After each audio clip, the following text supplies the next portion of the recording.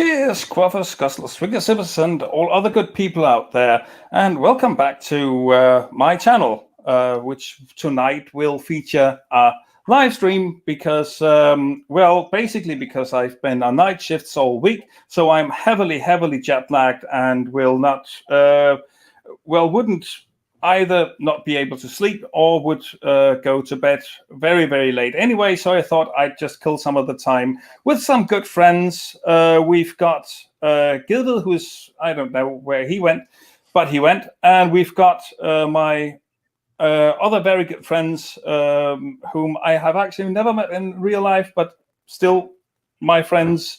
Jeff, Godless Scummer, how are you? Hi, yep, thanks for having me on, mate. Shane, good to see you again. Good to be back on the channel, man. Another night shift worker, jet lagged as usual, so you're not alone on this one. I actually woke up less than an hour before we started this, so I'm still like getting there, having my coffee.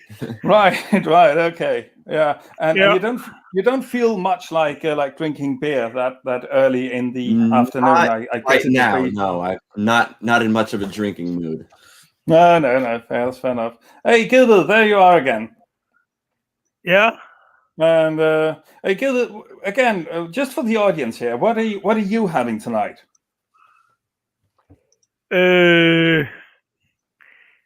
Osh Pilsner. Let's have a look at it. Yes, we'll take it. I gotta love the camera because I don't have a camera. It's the oldest brewery in Norwegian.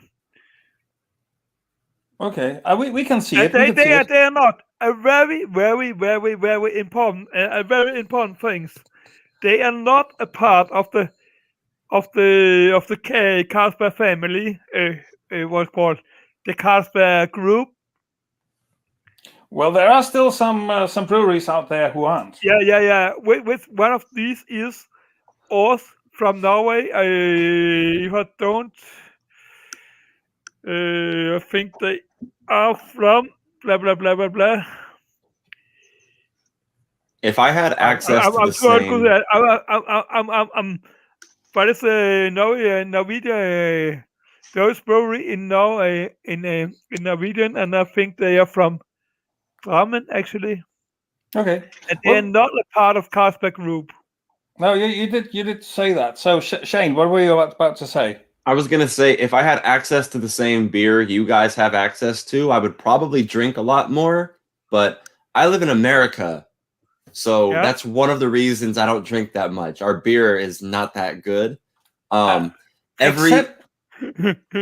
What were you gonna say? What beer do we have that's good? Oh, you have a lot of good beers. You've got all the microbreweries. You've got awesome stuff. The United States is my second favorite beer country in the world because of all the special brews and the microbreweries that you have. Okay, well, I'm gonna have to talk to you about a list of beers after the show, so I can maybe get whatever it is you're having. But I always look at American beers. There really is. Yeah. Yes, there are. I guess I just gave up because I keep trying them, and every time I have a beer that I like, it's from another country. So I just kind of reasoned out that American beer is bad. I need to be more open-minded. I learned something today. So how often do you speak with Aaron Ra? Aaron Ross? Me? Yeah. I don't talk to him very often. The last time I talked to Aaron was the last time we did a stream with him. So okay, but you see, he could direct you to some pretty awesome beers. I'm absolutely sure. Oh, you know what? He could. I've had beer that Aaron brought to the ACA back when I was in the ACA, and there have been a few times where he brought beer that was like between 13 and 15% ABV. Oh yeah, that sounds about right for Aaron. Yeah, that is. Aaron once told me, I don't know that if he like legitimately meant this, he was probably just like kind of fucking around a little bit, but one time he told me that he doesn't drink beer that's under 10%. I think that's actually true. I don't think he's messing about. I would say there's this one beer that I wish was available more often.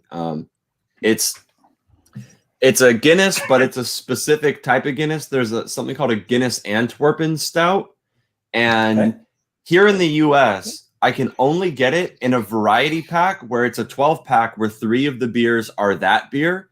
So it's only available for like 2 weeks out of a year in America. And I've emailed Guinness and been like, could I order some Antwerpen Stout? And they always are like, nope, limited edition. I'm like, I have money. Send me your product. I want it. It sucks, but Guinness Antwerpen Stout, it's 8% as opposed to most Guinnesses are between 4 and 6. So no, that one's a really good beer. That was probably my favorite beer. Interesting. But I know that you're having coffee. Coke. Yeah, just show us the can again. It was a bit interesting.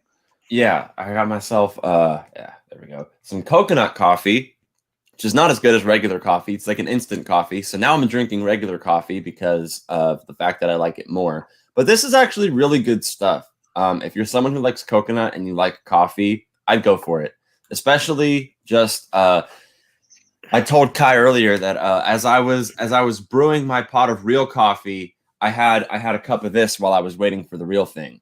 And for any of you hardcore coffee drinkers out there like me, it might be good for that. Cool. Jeff, what are you having? Yeah. I'm only got blooming Peroni tonight, so. Oh, that's Italian. I haven't got any good. Yeah, I haven't got any really good beers tonight, but it'll do. Birra Italiana. Yep. Wonderful. I like Peronis. I haven't had a lemon Peroni. That's got to be really good. That's just normal lager. This one, so. Okay. I don't think you said anything. You didn't say anything about lemon Peroni. Okay. I misheard. I thought he said he had a lemon Peroni, and I was like, wait a minute, hold on, lemon Peroni? Okay. Well, now we can make that a thing. There's a lemon Kronenberg among the Kronenberg lagers, or rather, it's actually a wheat beer. The 1664 variety under Kronenberg. They've got a lemon variety. Gilbert, I actually introduced you to that the last time you were here, and you didn't like it, but I kind of like it. I have to admit. I didn't like it. But you didn't. You weren't. I didn't like it. Okay, but you weren't that. I won't. It's not gonna be one of my favorites. Okay. What is the word that I was looking for? Why can't I remember this? So. You weren't excited. Why couldn't I remember that word? That's so weird. Anyway, so I am having an old classic. Oh, there's the camera. I'm holding it up before my screen because I'm an idiot. IPA. A Punk IPA from Brewdog. This is the. It's one of the Thomas Bear says hello in the chat if you aren't aware, Shane.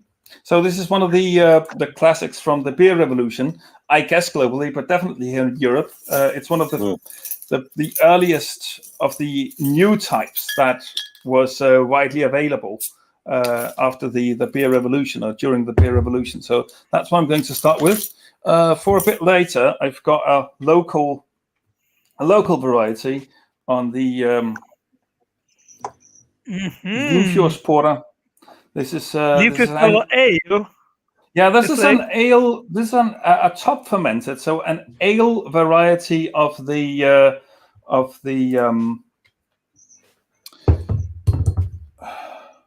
missed the word. A top fermented ale variety of the Limfjords Porter Stout, which is well known for my area and pretty well known in all of Denmark. I'd say that particular stout. It ought to be more available in the rest of the world as well, because it's a very, very decent stout and it's actually quite cheap.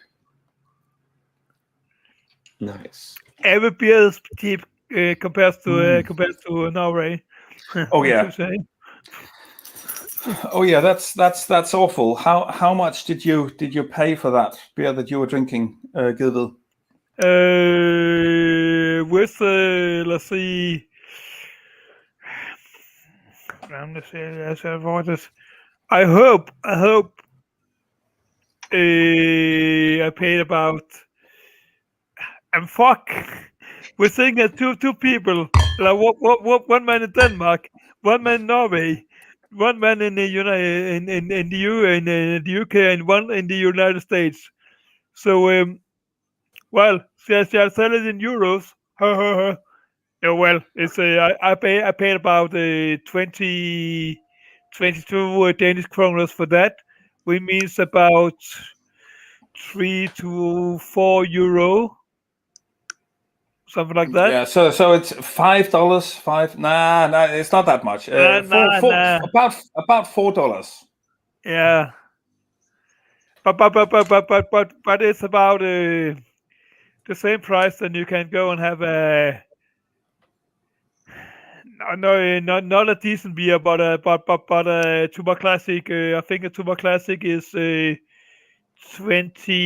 kroners at Cafe Femion, or at So basically, what you're saying is that supermarket prices in Norway for it's beer similar to what you pay for a beer what- in a bar in Denmark. Yes. in a pub in Denmark, yeah, Yeah. that's a bit steep. So, guys, what have you been doing lately? I mean, I've been doing night shifts in a local factory producing margarine. Nice. I have recently got 3 new books to read, and they are right here. Okay, this one I already read. That's from David Hume. But I got this Aristotle, Nicomachean Ethics, and so far it is blowing my mind. Sometimes when I read philosophy books, I have to get through pages of boring, and then you find a page that really lights you up. But no, that every page has been keeping me going. Immanuel Kant, Grounding for the Metaphysics of Morals. I disagree with Kant on many moral issues. And then John Stuart Mill's Utilitarianism. So I look forward to getting through all of these, hopefully within the next week and a half. You have to be careful with Kant. That's heavy stuff. If you stay in the vicinity of that of Kant's books, you will see everyone else around you age quicker than you do because it's so heavy and so dense. It kind of warps space time. Yeah, I can't get along with Kant at all. But I have to say I do like some of his points. I mean, the critique of the I don't know whether it's Kritik der. Is it Kritik der reinen Vernunft? Now it even escapes me what the original title was. But I actually liked his points in that book quite a lot. I don't like his ethics though. I don't really see them play out. Yeah, I'm actually I don't know a whole lot about his ethics, but my understanding is that I disagree with him fundamentally about what morality is. So I need to read more books from philosophers that I disagree with to better ground myself in what it is they think, because to even see the words metaphysics of morals, that in itself I have a problem with, Right. So however, I'm very interested in it. But you have to remember though that Kant was actually the one who ultimately did away with metaphysics. So yeah. Before you judge him too hard. Yeah, no, that's why I have to read. I know he had, plenty to offer, so I can't just look at what I disagree with him on. It's like I would have made a huge mistake if, because David Hume's a compatibilist, I decided not to read an inquiry concerning the principles of morals or human understanding. I could disagree with them on there are certain points, maybe half of what they think, and then keep going. And that's especially going to be the case with Aristotle, who, wrote his works before we knew what gravity was, or, he thought there were souls and gods. So you read that, you acknowledge that he believed these things, and you turn the page and you see what you can learn from the next one. That's how I look at it. Right. Yeah. But he was a bugger for the bottle, as Aristotle said. It was. I had to. Immanuel. But you mentioned Aristotle. I want to show you something absolutely fabulous. Absolutely fabulous I saw on Twitter earlier today involving Aristotle. This just blew my mind. I absolutely love it. Now I have to just find it again. And I've been very active on Twitter because I've been terribly bored. Let me just see. So past all the ship stuck in the Suez Canal tweets, that's a mess, isn't it? Oh yeah, it's a fantastic mess. Oh, it's brilliant. It's fucking brilliant. I mean, that really shows how vulnerable we still are. That something like that can just stall. There you go. Oh, I found it. This is fantastic. Let me just see. How do I share this the best way? I think. Let's see. Can I do it like this? Can I full screen this? Let's see. You should be able to with a shared screen, yeah. Yeah, well. The thing is, I'm doing a screen cap, which I then wanted to full screen, but no. I'm just gonna share my Twitter page. It's gonna be more simple. So let's see. Come on, share screen and app window and. No, that was wrong. Wait, there you go. Okay, so this one. Can I full screen it completely somehow? Yeah, you should. There you go. Yeah. There you go. Okay, so caption reads. Whoa. I was unaware of the medieval trend of depicting Aristotle being ridden and whipped by a dominatrix named Phyllis to show the power of female sexuality over male intellect. Having just finished a comp exam where I was subjected to too much Aristotle, I'm enjoying these. These are absolutely fantastic. And by the way, they are not entirely medieval. They are clearly also earlier. This one would be earlier, I think, and some are clearly also later. But these are just fantastic. Okay. Now I'm gonna have to look up the history of Dominatrix. How the fuck long has that gone on? I don't know why I'm surprised now that I think about it. I'm pretty sure it is. I'm pretty sure BDSM is as like old as humanity itself. So yeah, no, that would shock me. It's specifically female dominance, though. That seeing that in ancient times is a little more surprising to me. Possibly, possibly though. I'm sure though that since whenever society started having, sort of designated quote unquote gender roles and patriarchal societies, I'm sure around about the time that started happening is when you started having that. I'm absolutely certain of it.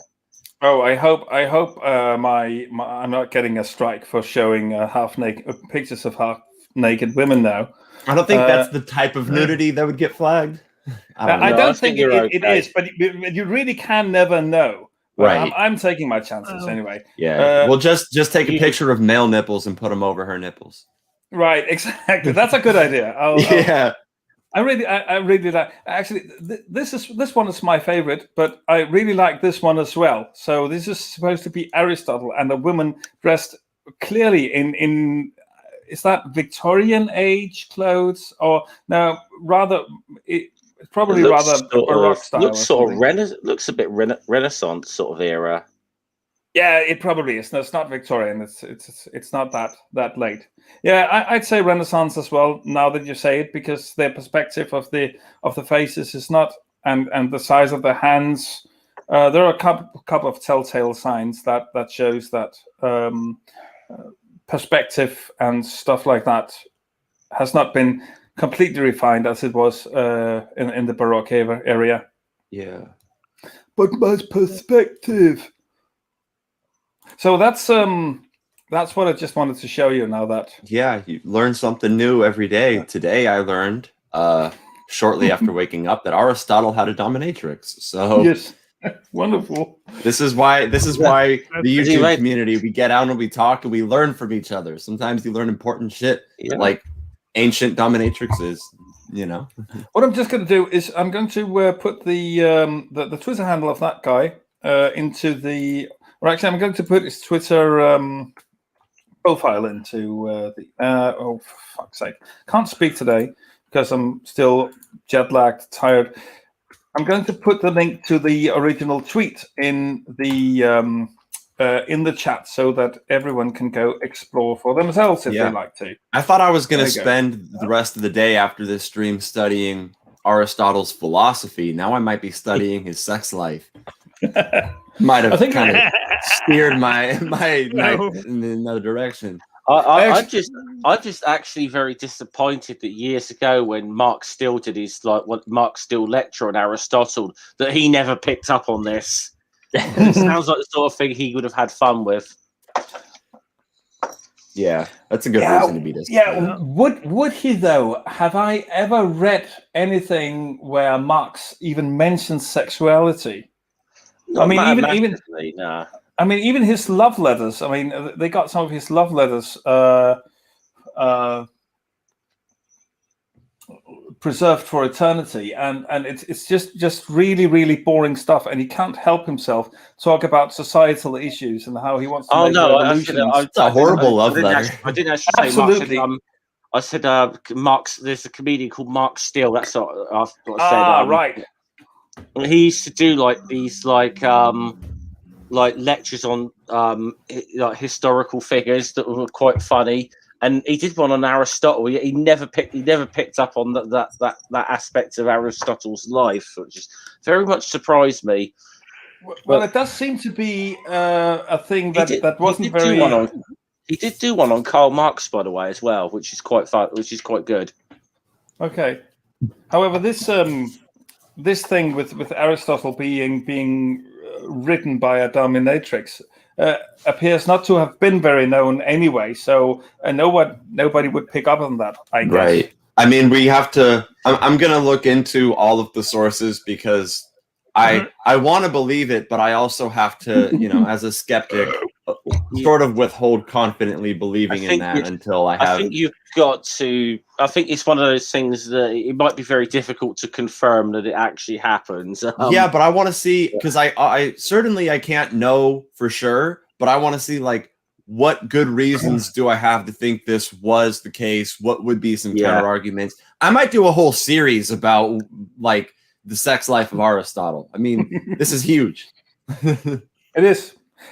But however, I don't think that this meme or whatever you want to call it actually is actually directed at and that also is said in the tweet. It's not directed actually at Aristotle, but rather against male intellectualism as a concept. Yeah.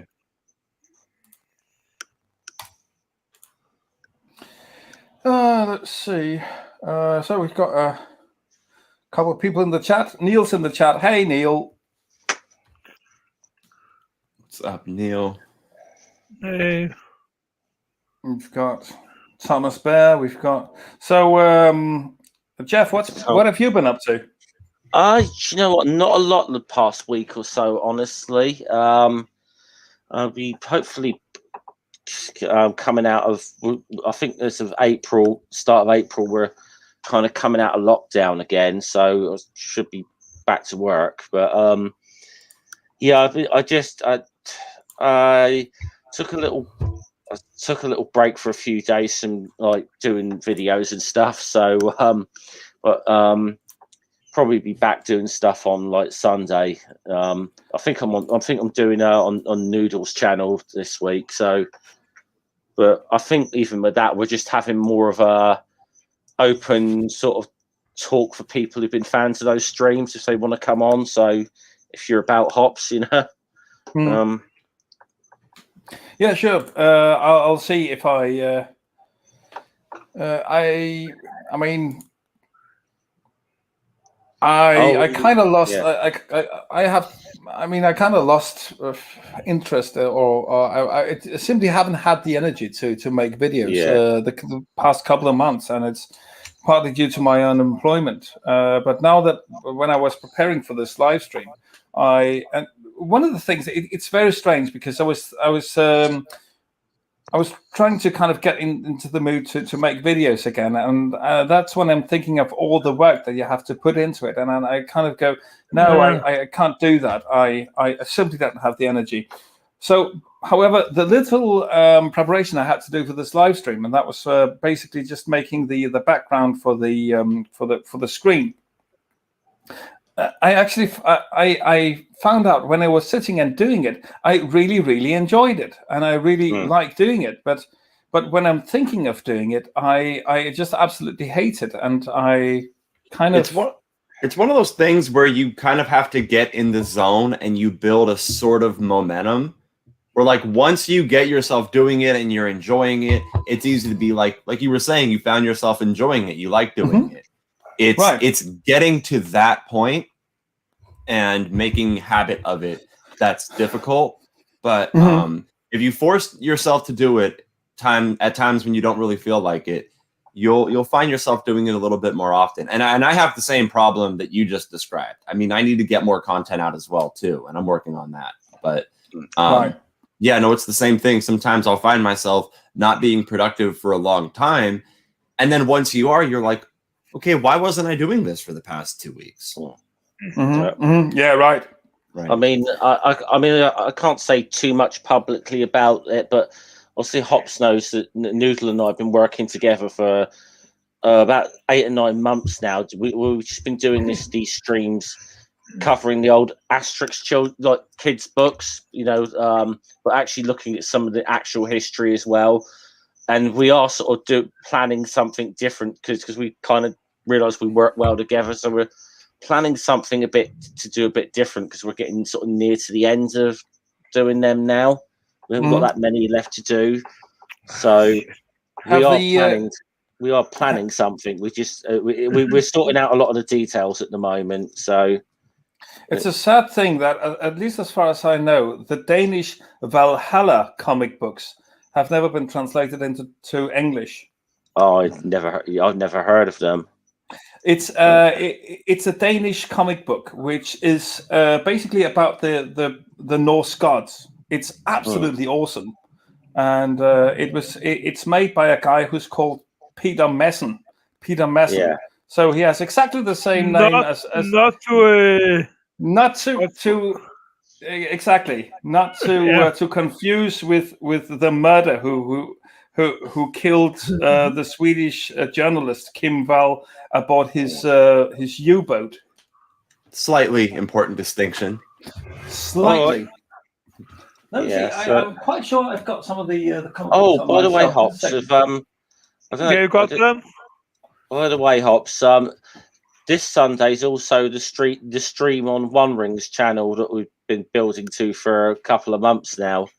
The Dungeons and Dragons stream. Oh yeah, well you see, I'm having my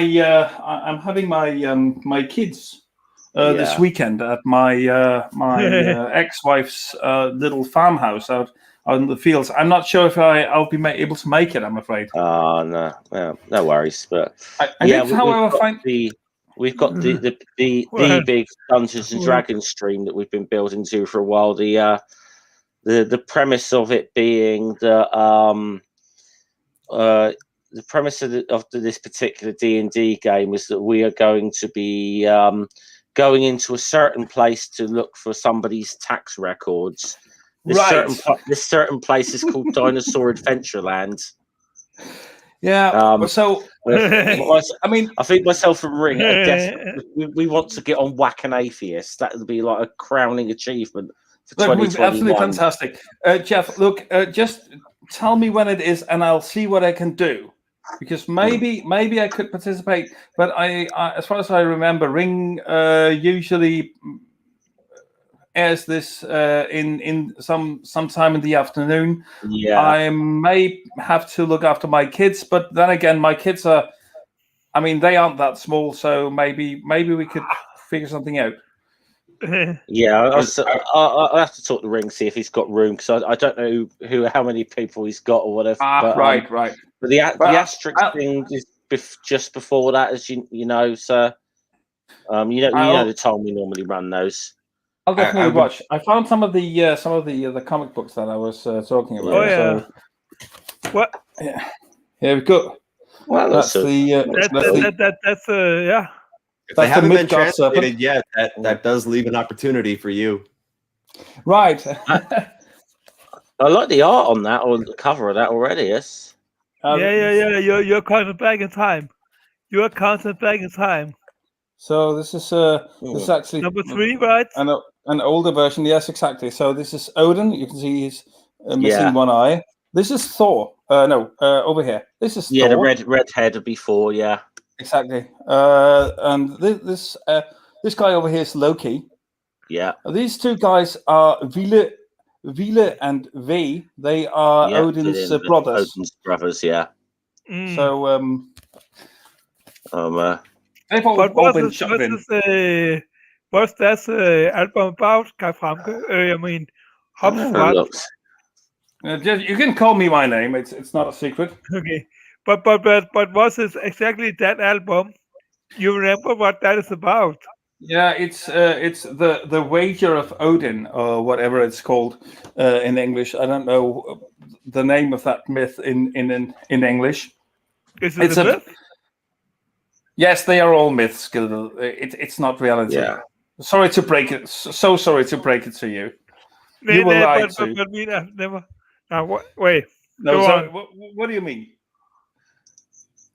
I mean, yeah, most of these Valhalla albums is based on stories I know, but actually the Battlefield in is not a myth that I have. I don't know. What's okay? Myth? It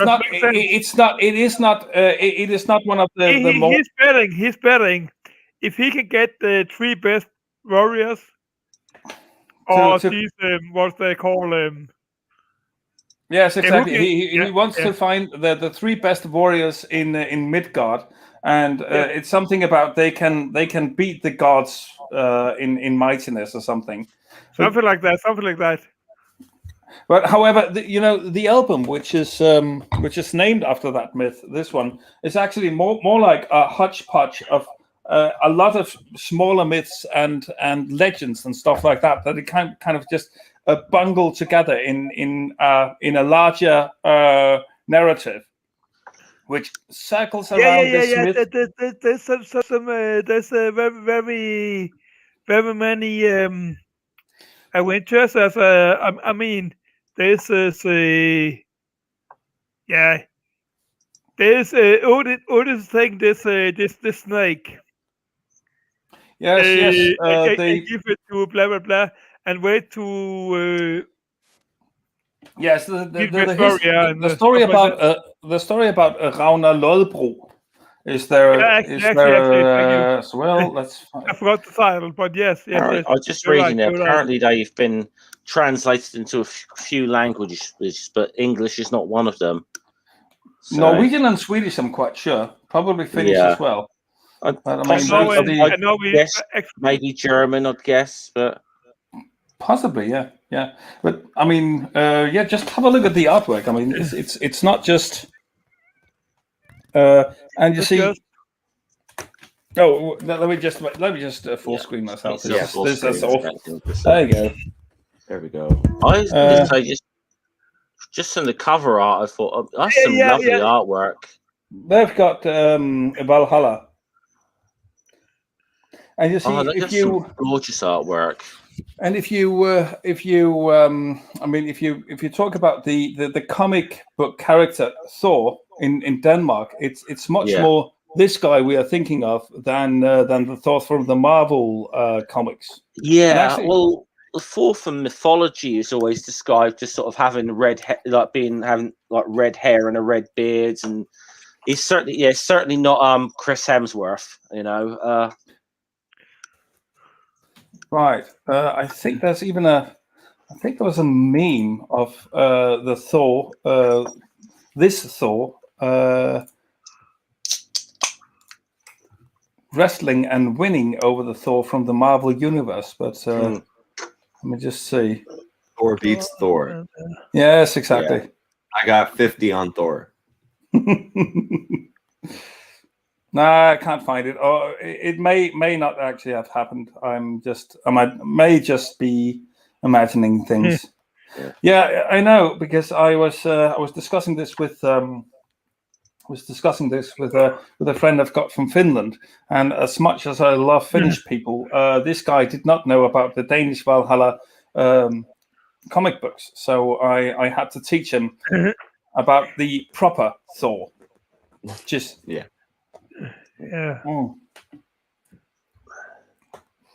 See. Purple. Purple's in. Hey, Purple. Hey, Purple. I threw in a link to the stream in the message board, so if you want to join, you can join. Purple rhymes with orange. Okay, exactly. I'm ready to meet Purple rhymes with orange. Must be an interesting person. I will say I meant to say this earlier, but I didn't want to interrupt. Jeff, when you said something, Jeff said something to the effect of it being a goal, or it would be an achievement if he was on Whack and Atheist. Anyone who would consider being on Whack and Atheist an achievement is my kind of fucking person. Right. Anyone whose goal is to get fucked with by apologists and have them talk about you. Yep, we're pretty much the same type. Yeah, unfortunately, we never got Torben Sondergaard to talk about us too. Shane. Yeah, we didn't. Never. You know, never mentioned this even so once. Much work that was one of those things where it's like, okay, I could make this whole documentary about going there, but everything in it, I felt like nothing that I experienced was really exclusive. I do still have the footage, and it's not like I can't do anything with it. It's just Torben, like when I talked to the local authorities here, I was pretty sure. I'm like, look, I got videos of kids being pinned down and shit. It's wrong, right? Mm-hmm. You don't do this. It's wrong. I'm showing the cops, and the cops were just like, religious liberty. And I'm like, okay, but you're agreeing with me that pinning a child down and yelling in their face is not okay. Like, yeah, but it's not against the law. I'm like, I feel like if you ask a therapist, you get a different answer. Like if you ask someone who, I don't know, but Torben, if Torben doesn't like me, Torben was informed that I was an atheist. And it was pretty easy to tell, like, because when I went to the last Reformations event, I never lied about being an atheist. I simply didn't tell them I was an atheist at first. I thought if I, talk to them, they see that I'm polite, friendly, we get on good terms. Once I mentioned that I was an atheist, I saw people like looking at me, talking, other people looking at me, talking. Someone had to ask Torben for his permission so that I could interview them. I'm like, okay, you're in a cult if you need to ask your leader for permission for me to ask you about what you believe. Right. Like, that shit was insane. If you still got the footage, I would absolutely love to make it into something. I mean, a video in YouTube. I mean, would be cool. Yeah, no reason not to. Exactly. I still have. I got a new phone since I did that, because I remember the equipment that I brought, like, it wasn't working. The camera I brought wasn't working, so I had to record from my phone. I got a new phone. However, the footage from being there, like, I still have the phone with all of that on it. So cool. There are sermons. I'm gonna have to add my own like summaries of his sermons and some of the goofy shit he was saying, some of the stories that he told about the first time he healed somebody. He made one of their legs was like a few centimeters longer than the other. He made them magically grow it back. Sure, he did. But no, it's not him that does it. It's Jesus that does it. So what the fuck is he there for? That's Right. like one of my listening to him talk, and he's like, I'm not the one healing you, it's Jesus who heals you, but you need to come to me so that I can make Jesus. It's like, doesn't Jesus know everything? What the fuck does he need you for, Torben? I don't know. Right. Just see. Enough about Torben. Yes.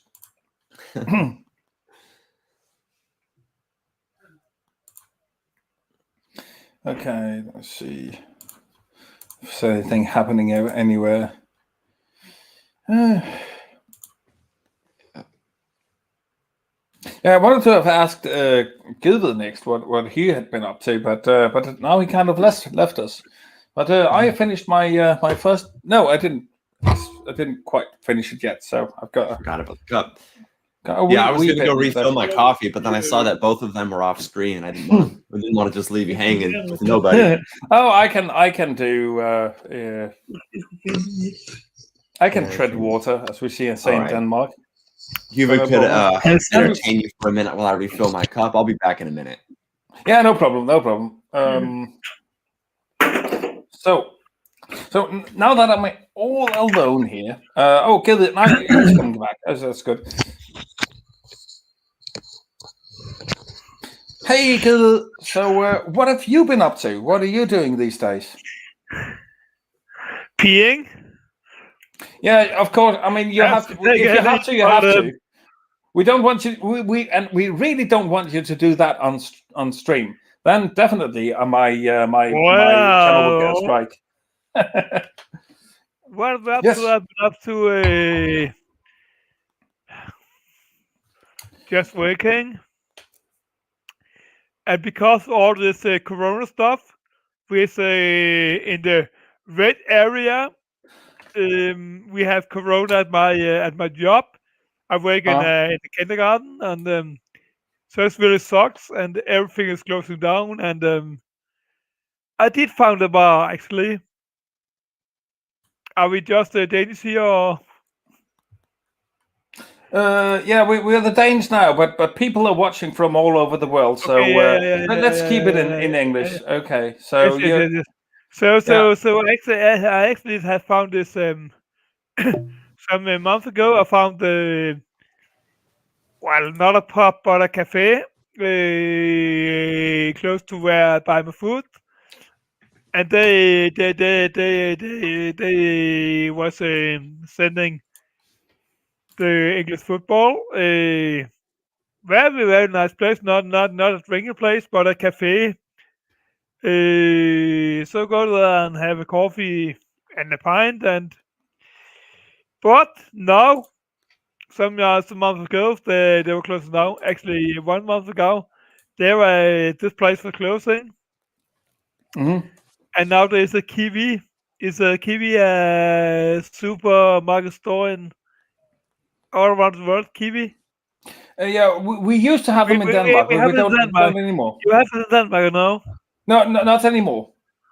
That was way before. They closed here in Denmark way before. Yes, no, yes.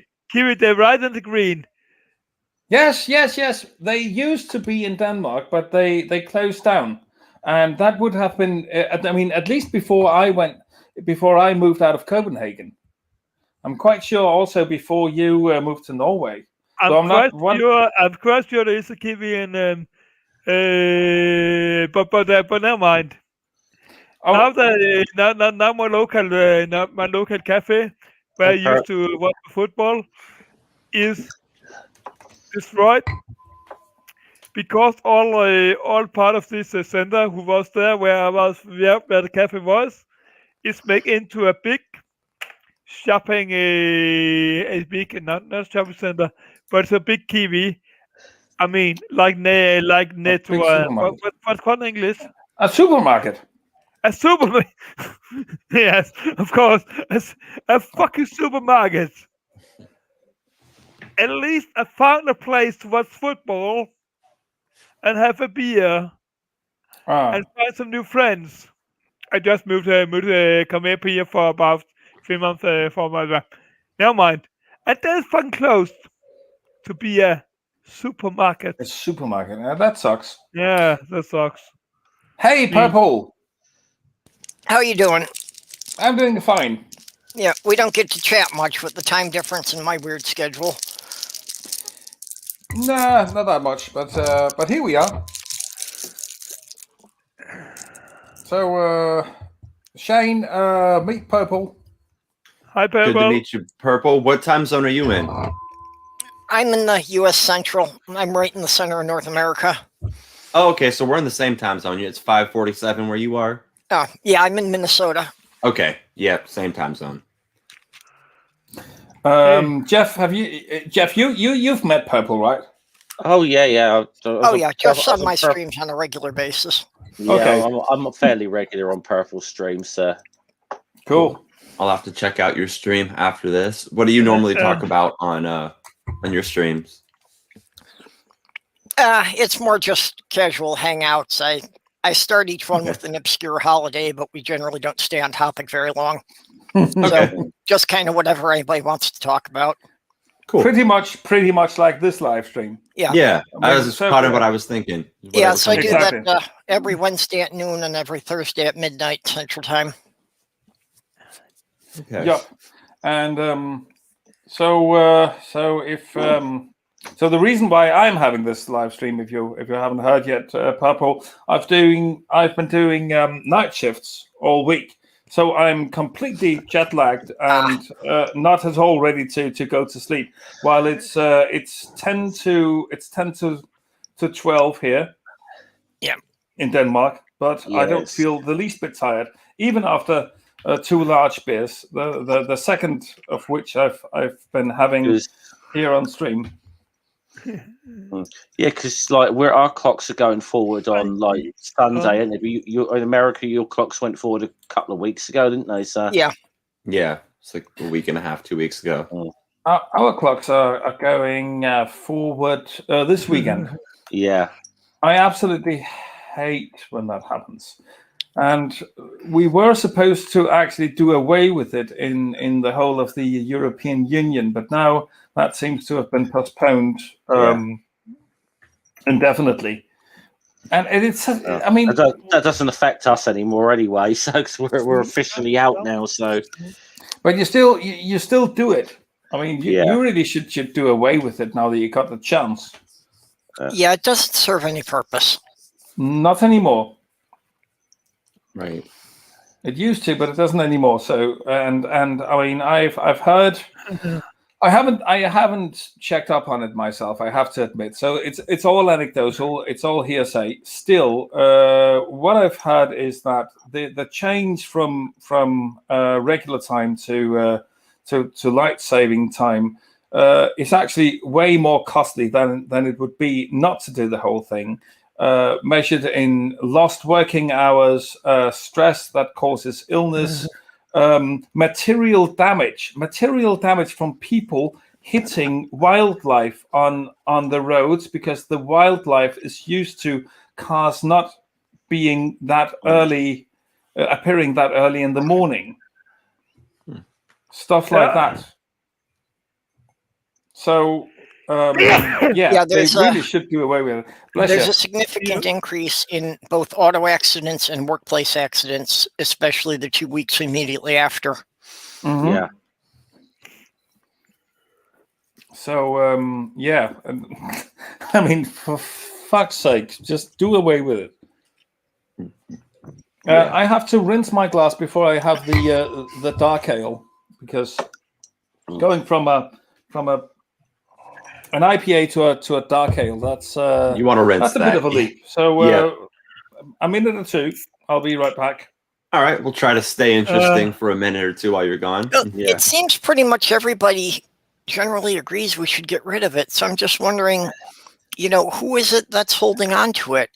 Yeah, seriously, who are these people that are insisting on it that we all seem to just be listening to? Yeah, why haven't we passed a bill to get rid of it? And why would anybody oppose one if it was introduced? Right. I mean, it seems like if we can't even find the people who are opposed to it, it doesn't seem like it'd be that difficult to overturn. Yeah, you're right.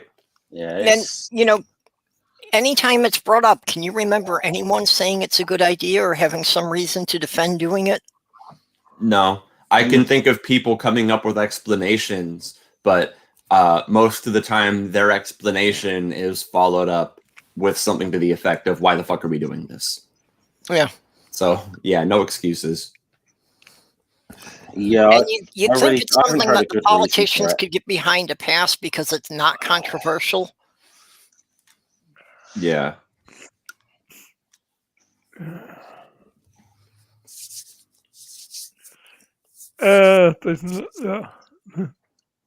Doesn't seem like there's any real reason for controversy there. I don't notice the difference as much because I'm with Hop's Watch on the overnight sleep schedule. So for me, I remember the day that we did the change. It happened on a night that I was working, and I remember I told I looked at the truck. I looked at how much we have. I stock a grocery store, and it wasn't that many pallets. So I thought, there's no reason we should still be here at 6 o'clock. Like, we should be out of here before 6. I can't think of any reason we would be here at 6. And when we finished, it was a little after 6, and I was blaming myself. I'm like, fuck, I guess we did take that long. And then I went home and I remembered we didn't take that long. Time moved forward. Yeah, you jumped an hour in there. Yeah, so we did finish at the time I thought we would finish at. It's just, or in the time I thought it would take us to finish. It just fucked us up that, it moved forward an hour. So.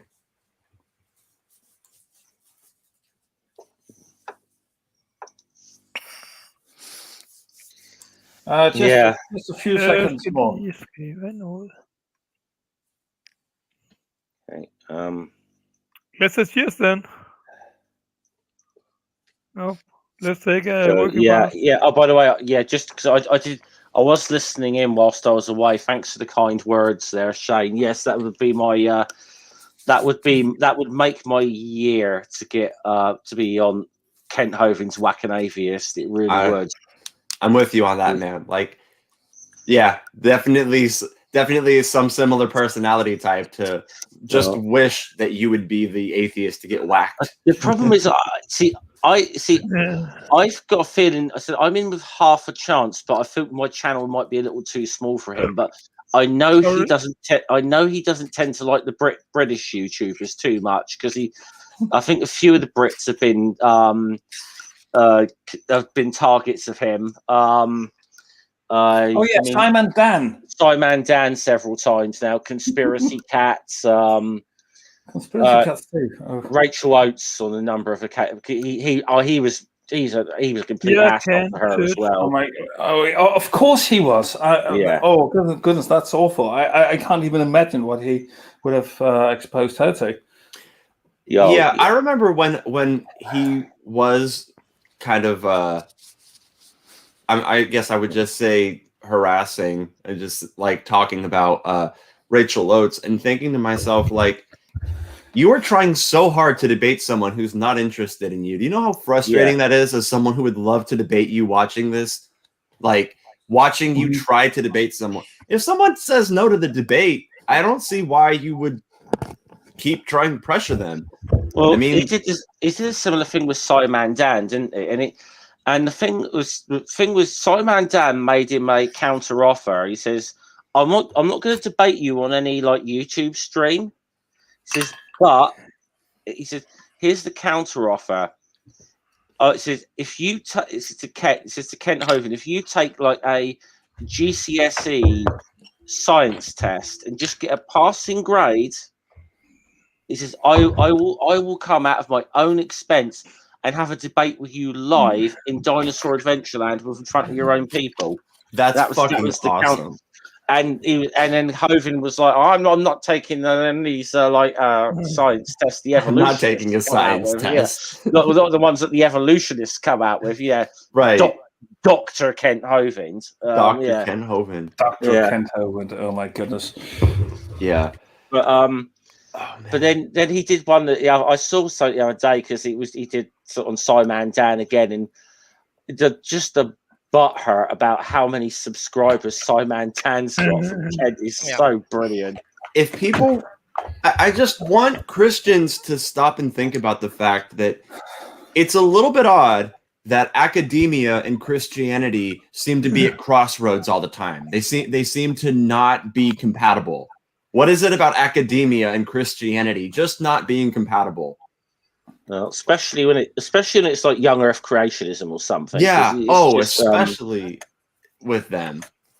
I mean, like when I argue with Christians and I'm like, okay, if this was 2,000 years ago, I would say that you would be within reason to believe what you believe in regard to the age of the Earth, in regard to, you think the Earth is the center of the solar system. You think it's the first thing in the universe.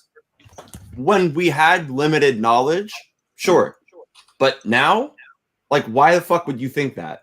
We know that, like, we know how solar system formation happens. The object with the most mass is going to be at the center, and everything's going to expand outwardly from that. That would be the sun, right?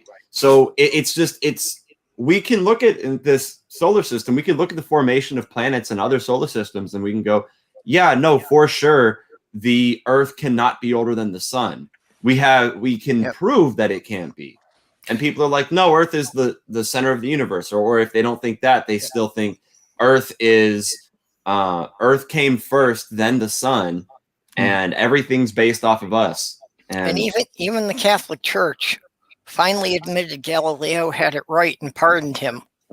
Yeah, he was under house arrest for 700 years, but they finally admitted he was right. Yeah. I'm just going to full screen myself just for a sec. Just continue the conversation. I just want to share this with you. The Catholic Church accepts evolution as well, So yeah. Oh, that looks nice in the light. Whoa, that looks beautiful. Well, the funny thing is, if you talk to a Catholic who, I guess some other Catholics would say isn't a real Catholic, if you talk to a Catholic who doesn't go to church every week or something, you'd be surprised to find that a pretty good amount of them, like, haven't got the update that now they're allowed to believe in evolution. So some Catholics will still argue with you about it. And then if you tell them, it's like, oh, well, actually, the Pope said that Catholics can accept evolution. It's amazing how somebody could just go, oh, that guy said I'm allowed to believe in it. Okay, then it's real. I had one Catholic who showed up in the live chat of one of my streams who was desperate to like debate me, and I don't really do debates, and I was just quite rude to him, but I told him to fuck off. But he was that guy, Catholic traditionalist, the guy who basically goes round everyone's live stream, like every atheist channel's live stream, shouting, "Debate me now!" And literally, if you ever seen him, he just parrots Darth Dawkins' script word for word. He's just one of Darth Dawkins' minions. Yeah. You know what? Every time I talk to presuppositionalists of any kind, it's like, okay, I know you think you're some kind of philosophical genius, but I am pretty sure I know everything you're going to ask me. I know the answers. I know which questions you're going to ask that I'm not going to have answers to. And I know what you're going to say when I don't have an answer. The Darth Dawkins types, when they go on a script, when you know what they're going to say next, the whole conversation. Well, I mean, the whole presuppositionist apologetics is based on us running a script. Yes, it is. And I find it to be, there's this interesting method you can take with presups, and it's something that I do. So we have to presuppose logic and reason, and you have to use logic and reason to arrive at the conclusion that a God exists. Now, maybe bad reason, and maybe reason being applied to some falsehoods, but you have to use logic and you have to use reason nonetheless. So when they say, well, you can't know anything unless you know the Christian God, well, no, I presuppose the same logical absolutes that you do, and you have to use the tools that I'm using to arrive at the conclusion that your God exists. So fuck you. You're adding an unnecessary integer into the equation, and you aren't justifying why you're doing it. I had one come into my side chat. It's the cart before it's the cart before the horse is really what they do. They're arguing. I had one come into my side chat 2 weeks ago, and I said whether or not your God exists is irrelevant to me, and there was no response. They couldn't come up with anything for that. Yeah, Because I just don't care whether or not God exists. It doesn't affect my life. right. I mean, unless depending on the God, but any God that's being proposed, I'm pretty sure he would have found out if it did by now. Well, I like to tell these if he was having some kind of direct effect on people's lives, then I'd probably believe in him. Right, divine intervention. Yeah, exactly. But whatever they're proposing, it's like, okay, it logically follows that if a being is omnipotent and it wants something, that thing will happen. So if you're saying that you have a God who wants me to believe in him, and he knows everything, meaning he knows what it would take to convince me, and he is capable of doing anything, meaning convincing me, it logically follows that I would believe in that God if that God existed. Yes. So either that God doesn't exist, or you have to start violating the logical absolutes that you use to arrive at the conclusion that your God exists, and then you're just kind of fucking with your own head. So, yeah. And then you Look, get. their scripts. But the thing is, as soon as you just as soon as you screw a precept up, they just go to those 3 little words that they keep saying to each and every question. By what standard? By what and you know that they're lost when they have to keep going down to that. Right. And it's like, okay, what is somebody says, what is ultimate according to your worldview? Say reality. What's ultimate according to yours? It's like, okay, any answer that I give you, you are assuming in advance that you don't like my answer and it doesn't work. And I would agree that we have to presuppose logic and reason because they're the best tools we have. You have to use your logic and reason to test your logic and reason. I could agree with that. Yeah. So that's fine. But if you use a presupposition as an argument, you have to realize that you're being disingenuous and you can't expect somebody to fall for it. Because a presupposition is basically, if I say, I don't think X exists, and you say, I presuppose X exists, it's literally the same thing as you going, okay, but I assumed that I was right ahead of time. You think you have counter arguments? Well, I assume that you're wrong in advance. What are you going to do? And it's like, exactly. Why am I going to waste my time even talking to you? It's just to me, presups. It's just like the ultimate exercise in circular reasoning. It is the ultimate exercise of question begging. You're right. You're right there. But it's also it takes the cake as far as using the Socratic method, like asking you about your epistemological foundation for knowledge or for morality. And the reality is, over 95% of people, if you ask them, how do you know anything? Like if you just break them down, like, how do you know that? How do you know that? How do you know that? How do you know that? Eventually you get to a point where they say, well, I don't know. Or they go, it just is. And the precept just keeps asking those questions until you get to an answer where you say, well, I have to presuppose that. Instead of how do you know? Yeah. But instead of how do you know that, it's by what standard? By what standard? By what standard? By what standard? Mine. Yeah. Oh, so your standard? Yes. My standard's better than your God's. Prove I'm wrong. Yeah. Right. One of my favorite ones, there's this guy, his name's Tom Jump. He goes by T Jump. He's a really great debater. Yes. T Jump was debating Darth Dawkins, and Darth Dawkins said, what is ultimate according to your worldview? And he said, reality. And Darth Dawkins goes, I don't know what that is. I wanted to say, I could tell.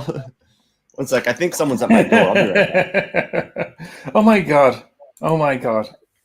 Saying something as stupid as that. Oh, did Shane leave? Yeah, he said someone's at the door or something. So well, that's one of the famous bits from the Ken Ham Bill Nye debate. Yeah, was them asking Bill Nye what would change his view on God, and he said evidence. And they asked Aunt Ham what would change his view, and he said nothing.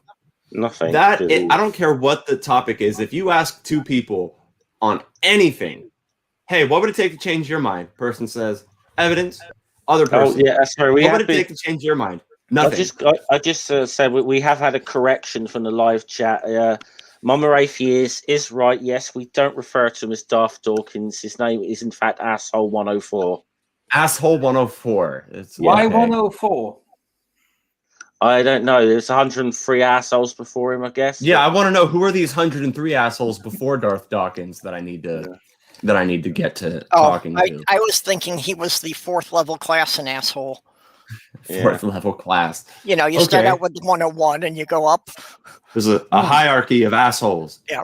Right. Yeah, right, in the precept field. So he's just had a lot more training in it. Well, it's been a great stream. I actually just had company make it over, so I don't want to leave him waiting. So I'm going to get going. It was good catching up with all of you guys. I'll go subscribe to all of your channels as well. Good to meet you. Plug your own. Yes, and mine, Shane the Skeptic. Everybody watching, look up Shane the Skeptic or look up Shane Isgrig Debate. You'll find any debates that I've been in. And yeah, I do counter apologetics. I do debates. I do debunking. Just critical thinking all the way around. So anyone interested in that kind of stuff, check me out. It was so great having you on the show, Shane. Thank you for popping in. Cheers, man. Cheers, man. And you know what? I'll have to get you back on mine. We'll have to continue our drunk Bible story series. Yes, we should. We really all should. Right. Cheers, man. Cheers. Cheers. All right. Be safe. Yes. Good man. Yeah. Cheers. Talking about numbers, 104. I have this hobby where I'm learning languages, mostly on Duolingo, doing Italian at the moment, and that was because Welsh kind of became difficult and just too strange to really concentrate about Welsh is very difficult.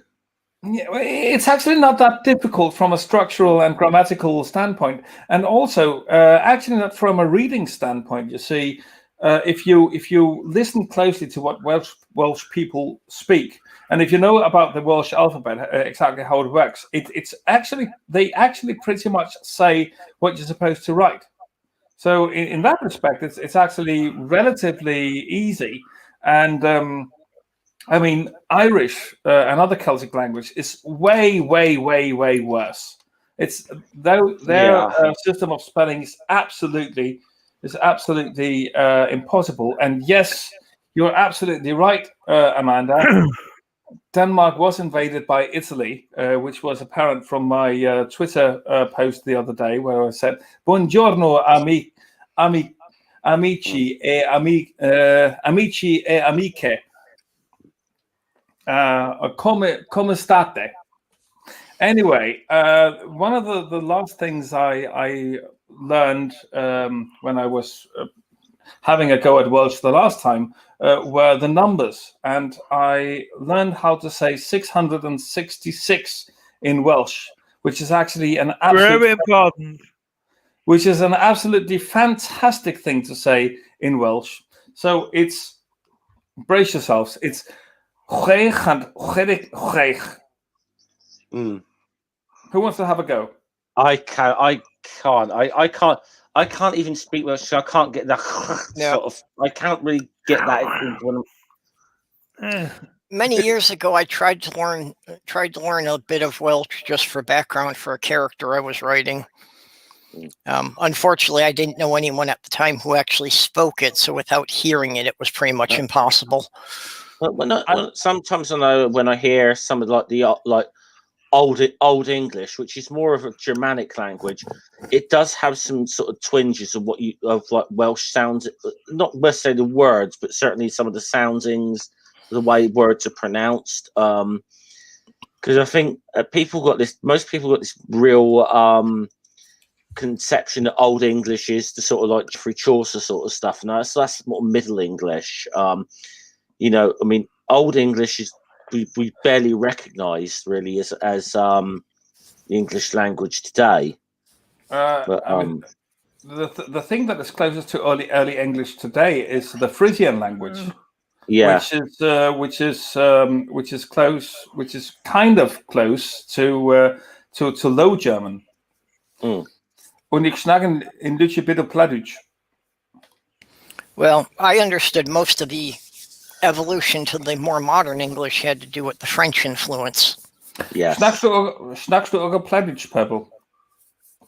Ich schnack in Deutsch bitte Plattdeutsch. Da ist meine Familie ist Nordfriesland. Yeah, that is in Low German. So that is apparently pretty close to Frisian, which should be quite close actually to Old English. And by the way, Jeff, English is a Germanic language. It is, yes. In its origin, it is Germanic. However, it has been influenced heavily by a number of languages. So people claim it almost to be a Creolic language. But then again, one of the languages which influenced English the most is actually Danish, which is another Germanic language. So I mean, it isn't just influenced by non-Germanic languages, just so you know. However, what you find out about, I mean, the interesting thing is when you're studying Celtic languages, the so-called progressive form in English, the ing form, I'm drinking, I'm sitting here, and I'm talking. Mostly nonsense. I'm talking instead of just I talk and I drink and I sit. The ing form, the so-called progressive form, is actually something that English imported from the Celtic languages, rather than the other way around. Yeah, that's right. Yeah. And yeah, where did I want to go with that? I actually don't know, but. The progressive forms are extremely prevalent in the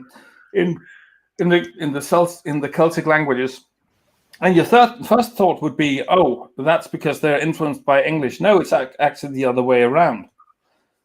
So that's an interesting thing. Also, do you know how to say library in Welsh? It's my favorite word in Welsh. Oh, go on then. I'm not sure I know that word. It's llyfrgell. Okay. Shepherdess. No, llyfrgell. Sheargas. Yeah, exactly. That's not bad. Sheargas. Like Sheargas. Like Sheargas in how say no, not tear gas. No. But that's what it sounds like. Yeah. Kind of close. Llyfrgell. Well, it's part of the problem with learning Welsh from English. Is there are several phonics that don't exist in English that actually require you to, position your tongue in places that it normally wouldn't go. Yeah, you see, that's where Danes actually have an advantage when learning Welsh, because one of our colonies where we to this day are absolutely awful imperialist and complete pricks is Greenland, and they have this sound, the ch sound, that you also have in Welsh.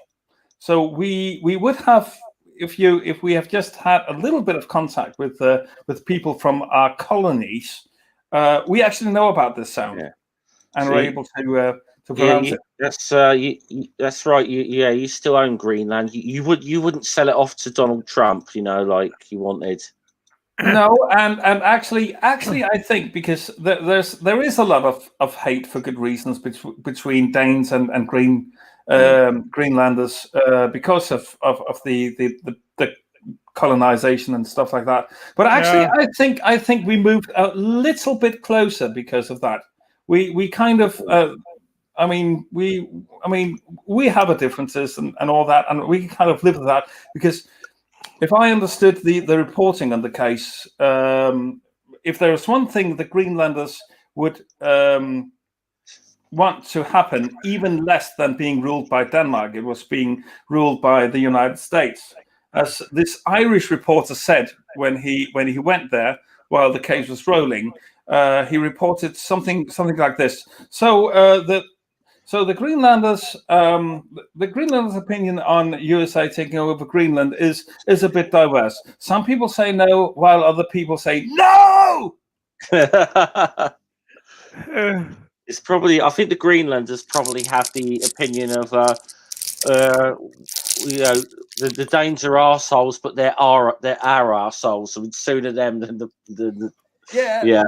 Well, I wonder if they would have had the same reaction if it had been proposed before Trump ever came into the picture.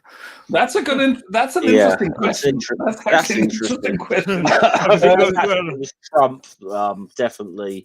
But however, there's this old fable by the Greek fable writer what is it called? Aesopius. Aesop. Yeah. Aesop. Aesop. We tend to English. We tend to know him, but Aesop. Yeah, it's approximately the same thing in Danish. Aesop, and he wrote this fable about the frogs that wanted a leader, and the god Mercury sent them a tree log.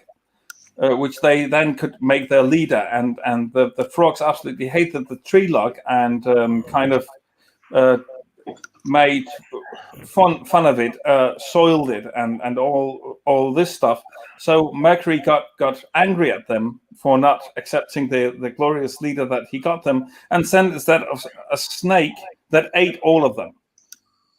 So the point being, if you don't like the small, if you don't come to terms with the smaller evil, a bigger evil will come and destroy you. That was kind of the point of the story, which is actually not a very good point, but it still applies to the situation in Greenland, I suppose. And accurate for many historical situations. Well, it is. It is. You have to reluctantly accept it. It actually is. Yeah. Well, I mean, there weren't really a lot of people who wanted Joe Biden as president. It was just anything to get rid of Trump. Yeah, and that is, I mean, one has to admit it is actually not as big an evil. I guess, I hope. Yeah. Well, actually, kind of impressed that he's getting more accomplished than I'd expected him to. Well, there you have it. So Aesop is not always right, but I think he would have been with Greenland. Yep. Just no, would have been absolutely awful. I mean, if we just imagine that, and I mean, Greenland would have been just like Puerto Rico, just way worse off, wouldn't they? Yeah. Yeah, they would have been taken in as a territory. They wouldn't have the vote. They wouldn't have, really all the rights that normal citizens have. Right.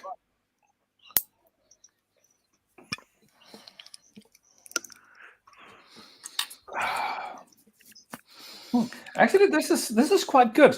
I was kind of skeptic about it because it. Yeah, leave your brother in. The original is a bottom fermented porter, and this is an ale, a top fermented ale, a top fermented version of the original bottom fermented porter, but this actually tastes. It's lighter, yet has a more distinct taste somehow. I really like it, and they are putting variants of the original Limfjords porter out with in regular intervals. But this is one of the ones that I really like the best, I have to say. It's really good. So, are you having anything purple? I've just got iced tea here. Purple. I'm very fucking purple. No. Yep. Oh, sorry. What were you having, purple? I've just got iced tea here because it's just getting into the dinner hour where I am. Yeah, I guess so. I mean, it's 20:12 here, and if you haven't catched up on it, I'm doing this live stream because I'm jet lagged, basically. Yeah. Well, I'm going to be on the Shills show in less than an hour here, so. Oh yeah. It's, I've got to be, kind of alert and responding to things for another 5 hours before I start winding down for bed. Right. Fidipides, you typed that in the private chat, Gilbert. Who's that? Isn't that the runner? run the first marathon or so, or Oh, right. or the guy. It was either the one who ran from Marathon to Athens, or the one who ran to Sparta to try and get help. I can't quite remember the legends. Exactly, because Gildel runs marathons. There you go, then. How many are you at now, friend? 20 plus. 20 plus, and you've lost count. Well, no. I surely would like to have lost counting, but for the last few years, again, Corona. What do you need to? Yeah. So the most important thing is training, and I need something to compare about. I mean, I need someone to run with that's better than I am. That run faster than I am to improve. What we have to do. We have to couple you with Simon Dan, and you're going to run the London Marathon together. That's what we're going to do. If this Simon Dan can give me a chance to run the London Marathon in about a year, I'm up to it. That could be cool. I'll definitely come over. What still is really cool. But this this idiot, actually, he could have run. I'd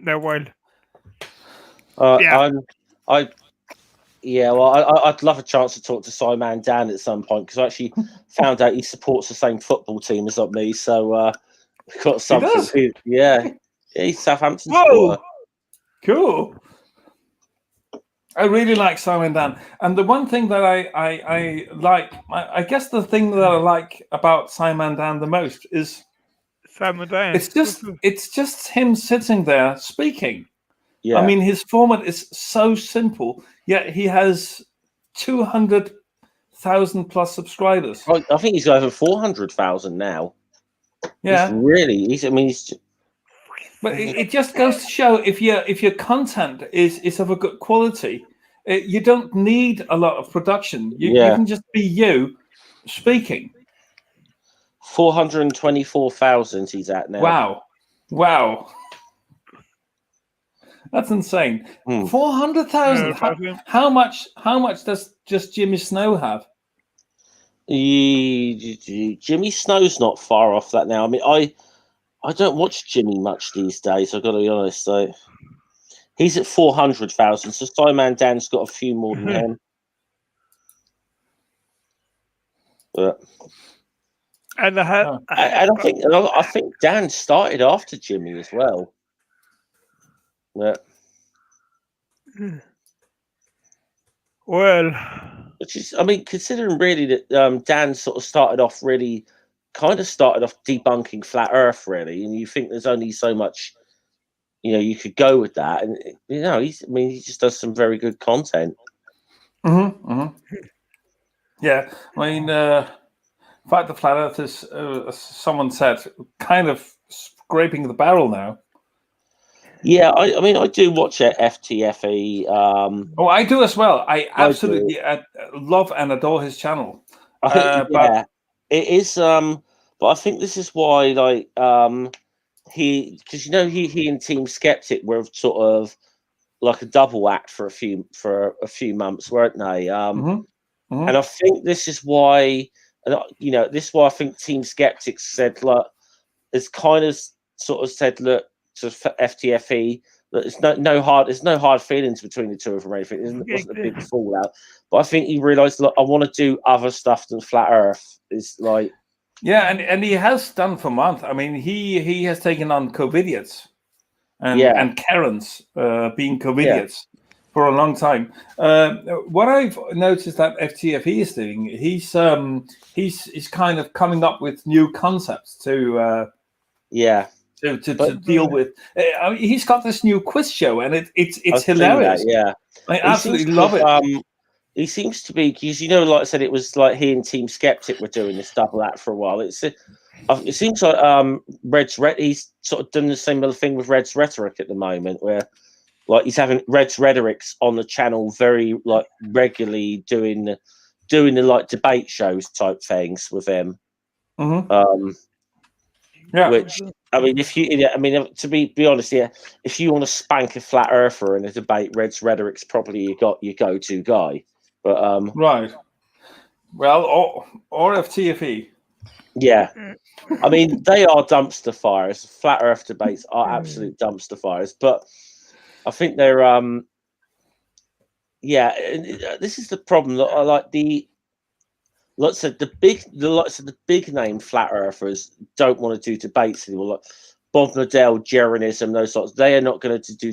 They will not do that anymore because they got beaten. They got beaten so badly, like the last times they did. They just and they know they did.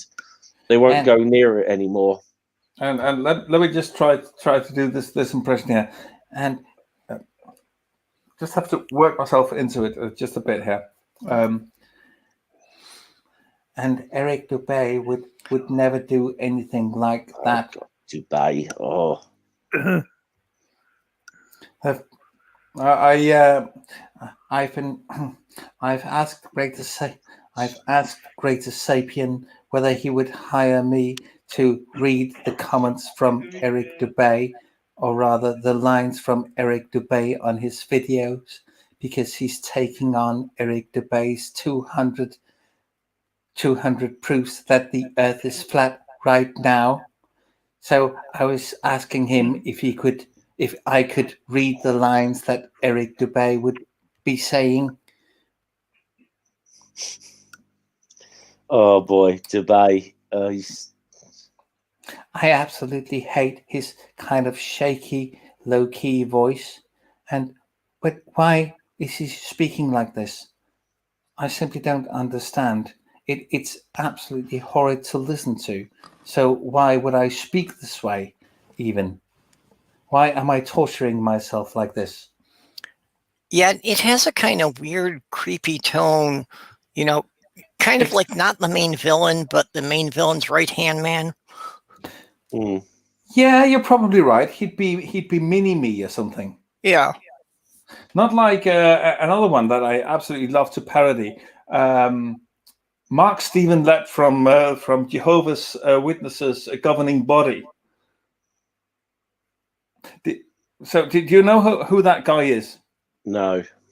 I made a whole beer review where I was doing it in his voice and mannerisms, because let me just full screen myself. I'm a narcissist anyway because I'm on YouTube, and we'll definitely see your T-shirt afterwards, Gilbert. Just let me do this. So this is a very dark beer, and it's very tasty. You need to, however, always talk to a governing body member if you drink a beer like this, because it would need the approval of Jehovah.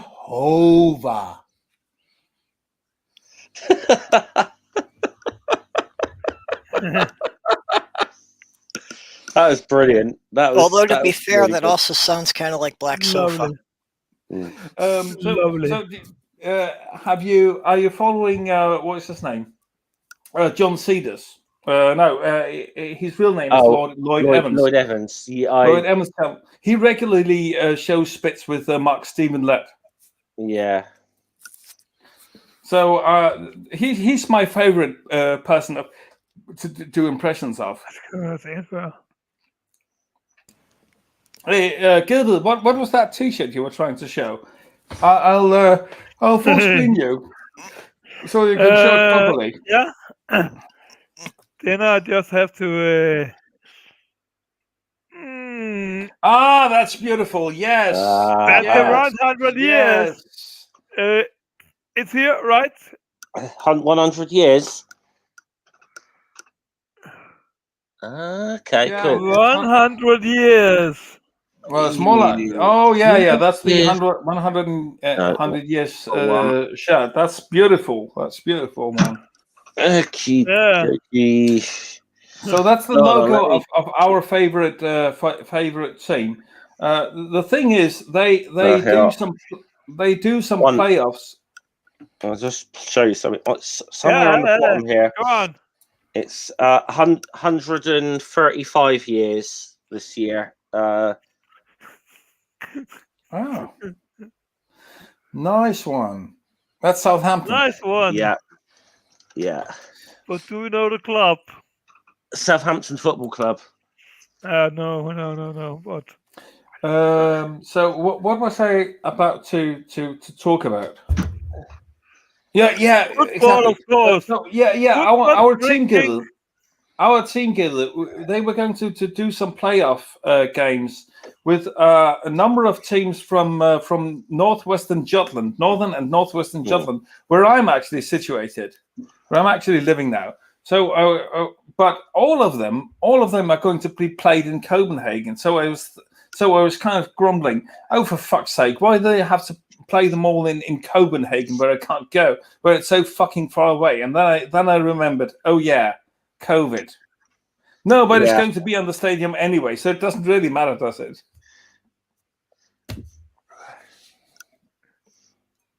Oh, there you have it. Actually. Kafram, that was one. Well, I understand it right now. Yeah, you're right. Yeah, I'm always right. We I'm more of a left. In Norway as well.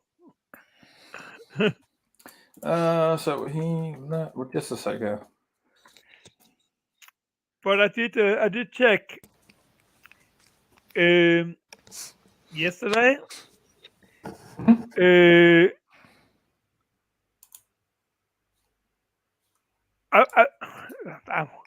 I think the games is gonna be played in DS Arena on Tisted or on Holstebro or where it is.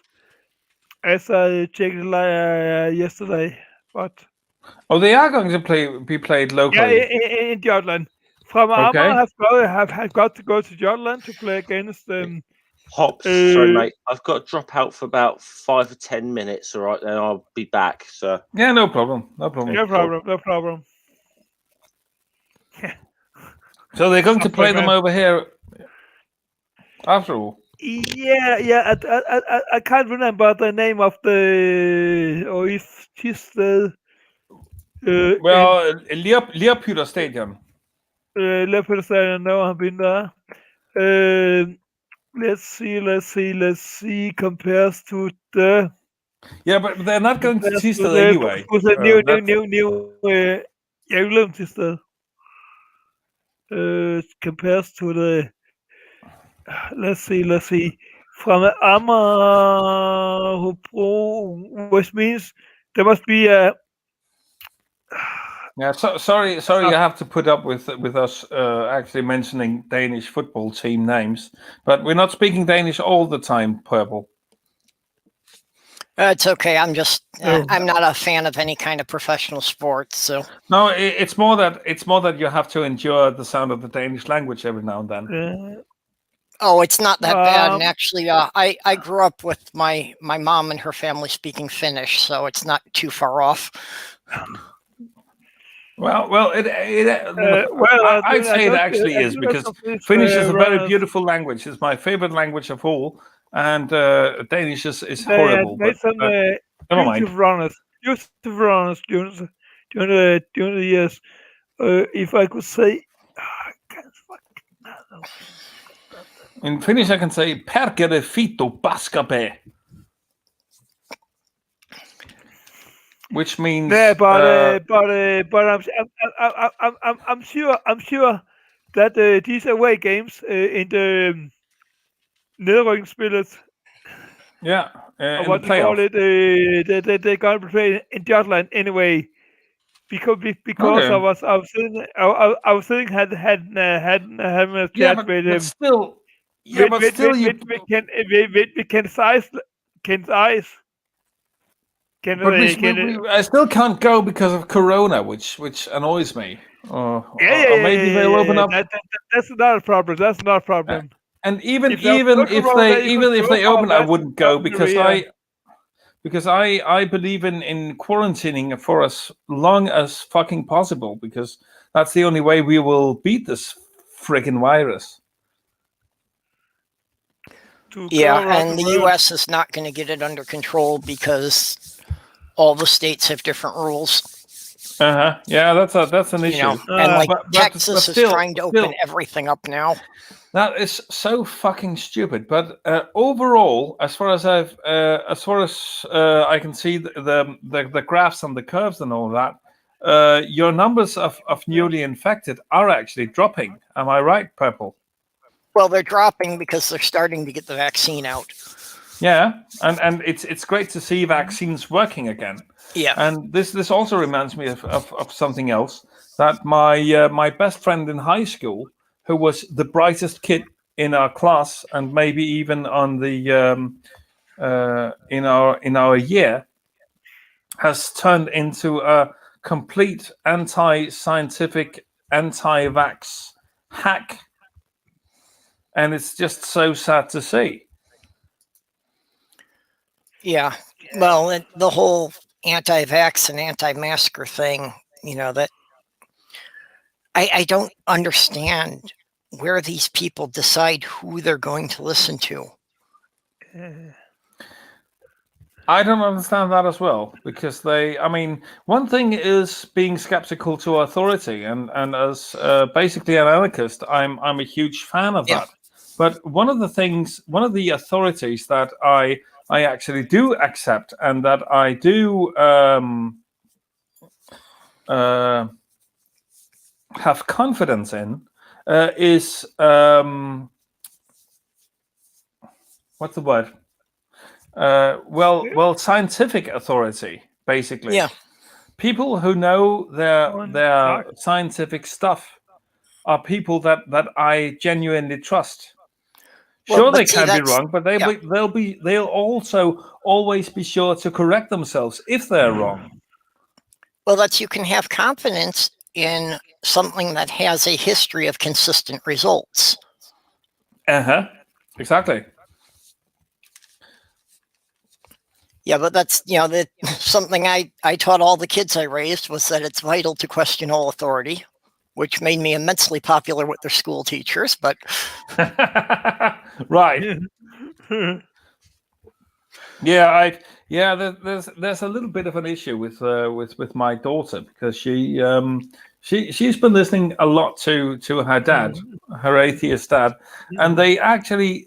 The thing is, they go to a school where every morning they actually say a prayer, but they say this prayer actually only because it's a long-lasting tradition. Yeah, well, she's doing stuff like that while they're praying, and it's a bit of an issue. It's a long-lasting tradition in that school because it's a private school that was founded by on the principles of the gentleman Grundtvig and yes, exactly, and those are actually very, very good principles, and I absolutely love the teaching methodics and all that the school is based on. However, these two people were also two very, very Christian people. I mean, Grundtvig was a priest, and therefore they say this prayer every morning, or they actually don't say the prayer. One teacher reads the prayer, and if you want to fold your hands while the prayer is said, you can do so. And if you don't want to, you can. I mean, you can not fold your hands. But she's kind of being, she was at one time kind of demonstrative about it. So there was a bit of an issue with that. But anyway, Gilda, you're a child caretaker by profession. What do you think about the principles of Grundtvig and Koll?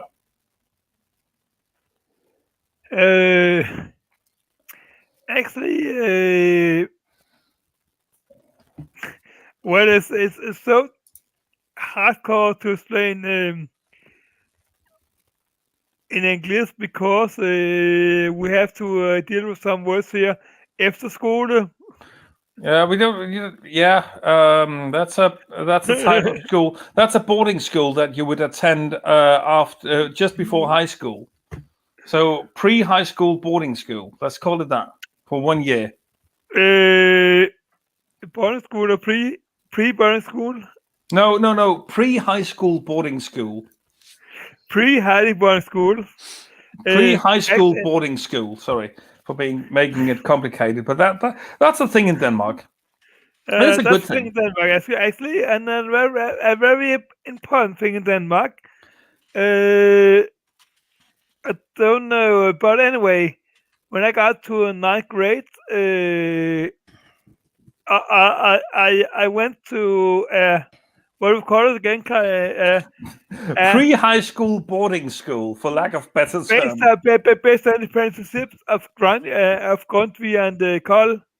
Mm-hmm. And it was actually down in Rans,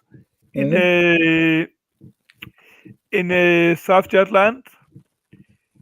And it was actually pretty cool because there was some let's make this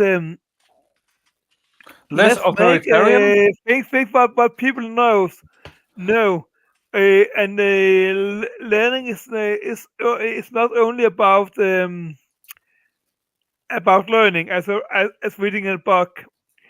Learning is to do things, to make it in the hands, right, and stuff like that. But actually, at Randsungskole, we didn't pray, and I think to pray is fucked up. I mean, well, Guts coming back. If your kids are at Christian school, of course, but I like the Christian cause. I like this. The ideas. Grundtvig was the ground of the high schools as well. Højskoler. Yes. Yeah, it was. Okay, so just to sum up, you like the principles, and learning is not just about reading a book; it's also about doing things. Am I getting learning is about doing? Learning is about doing. Yes, I'm aboard with that. And I mean, and that's also the reason why we wanted our kids to go to this school, because it's founded on the same principles. But they have this tradition that they say this one prayer each morning.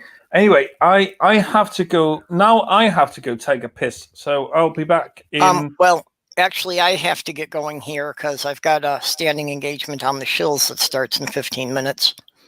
Okay, cool. So, well, Purple, thank you for popping in. Then, well, it's nice that we could get to chat for a bit. Like I say, our schedules usually don't mesh very well. Yeah. So you want to plug your channel? You can do that if you want to.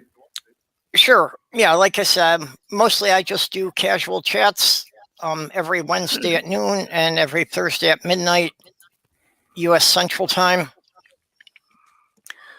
I want to get back into doing more edited videos, but I haven't really gotten into much of those lately. So, but you know, then I do a couple of other things like Will and Jen's What the Fuck show on Thursday evenings, and like I say, the shills every Friday evening, which will be starting shortly.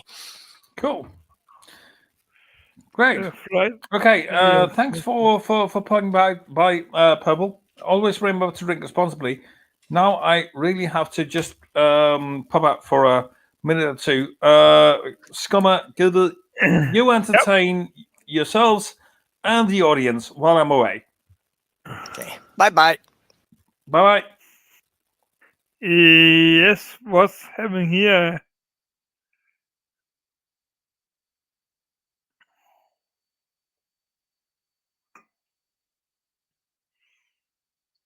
I'm the only one on?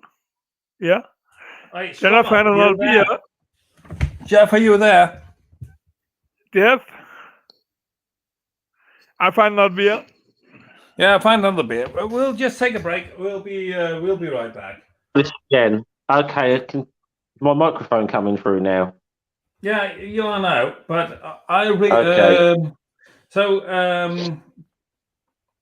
have a go at it with Gilbert. I have to seriously just take a piss. Yeah, and no worries. come I back think in a couple of minutes. no, I think I'm the only one here now, and I don't know who's in the live chat anymore. But Yeah, sorry to leave you, but I really have to leave, or yeah. my channel will definitely take a hit. So be right back. Yeah. No worries. Okay, so yeah, Hops has got to go because he's not going to do a sleeping warrior and piss into a bottle on the live stream like the flat earthers do. So, is anyone actually in the chat right now? I had to sort of switch rooms because I'm on my phone now because everyone else in the house sort of gone to bed, and I don't want to sort of wake them up by talking, so I had to switch rooms. So,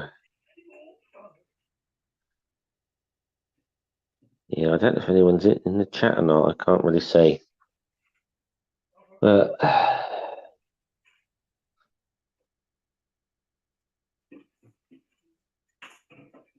doesn't look like anybody's commented for a while now.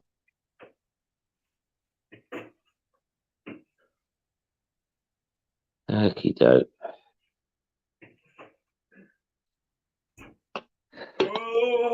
Hvilken stjerne? Oh, I hear something. Kunne være denne Oh, I himmel. hear something. Yep. I hear someone. Oh yeah. How are you? Yeah. I'm back. Hops has just had to go to the loo, so just go to the little boy's room.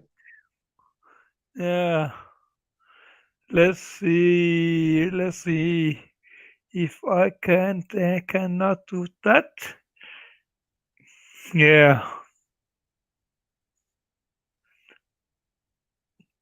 I've just tried to see if I can share. What? No, I can't do that, but I can do that. What shall we say? I can't spoil screen anyway. Anyway, let's have a new one. Cool. No, Hops will have to. If you want to go full screen, Hops will have to do that for you when he gets back. So, Sorry? I was saying if you wanted to go full screen, Hops would have to do that for you when he gets back. Nah. I'll just have a find. I'm fucking think about. Well, let's see. 15. Well, was 21, 20. I used to live in London back in the days for 15 years, Okay. something like that. Yeah. You know London? Yeah, I hate London. I go there as little as possible. Yeah. I mean, so many fucking people think that England is London, Yeah. but is England London? Oh, it's London. I can tolerate London for 2 or 3 days, and then I want to be out of there at top. At most, I can tolerate London for 3 days, and then I just want to be out of that place. I just don't like it. But why? I mean, you're from Southampton, right? Yeah, I'm only about 70 miles outside of London, but it's just, I don't know, it's just so crowded, so Yeah. I swear I feel people by and large there are ruder than they are anywhere else in the country. Well, no, I mean that's not fair. It depends on whereabouts in London you go, but it's just Absolute. it's too overwhelming for me. It's like it's almost too busy of a place for me to really get on in. You know? Yeah. Of course, no. I believe that. I can't understand anyone who willingly lives in London. I really can't. Well, that's a long story. But yeah. Yeah. Yeah. But would I be able to live in London as I did when I lived in London? No. No. No. No. Actually, no. Actually, no. London is not that special. Yeah, like I said, London is somewhere I could enjoy for 2 or 3 days tops, and then I just want to be out of there. I just, But then maybe I'm just not looking like a big city person, so London is just overwhelming, to me. And I go, but it's weird. I can go to other I've been to other. I've been to. I mean, I think there's a similar thing when I went to Paris or whatever. I was sort of like, okay, this is all right for a day or two, but that's about it for me, Yeah. So maybe it's just a big city thing with me. I don't know. Probably. Yeah. Actually, I'm living about 1 hour, 1 hour and bus from Oslo Central Station. Yeah. And this thing, I can't go to the capital of Norway in an hour, but I don't have to. I don't live there. As when where the two last year live in Denmark, I lived at an island called Ærø. It's like, yes, I can go to Copenhagen, but I don't have to. I don't live in Copenhagen anymore, and that's quite fantastic. So a relief. But cheers. Cheers. What do you think about that, Kai? Think about what again? Living in London. Definitely living like as far away from Copenhagen you can get in Denmark without actually leaving the country, barring of course the Faroe Islands and Greenland. I mostly enjoy it. I mostly enjoyed it, but I do very much miss 2 things. No, 3 things. My family. Yeah, but you live in Norway, so that actually doesn't count. But I miss 3 things: my family, the brewery of Amager Bryghus, and Despicable Dane. Yeah, also known as King Fat, also known as Marcus. Yeah. Oh yeah, the Fat Dane.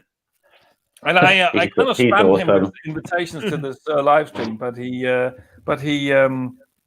hasn't joined. I mean, he's probably got other things to do. So yeah, I think it's a pity. I think it's a pity I could never interest him in. Sorry, Scommer, what are you saying? I think it's a pity I could never interest him in starting a YouTube channel, because I think he'd be so funny on YouTube.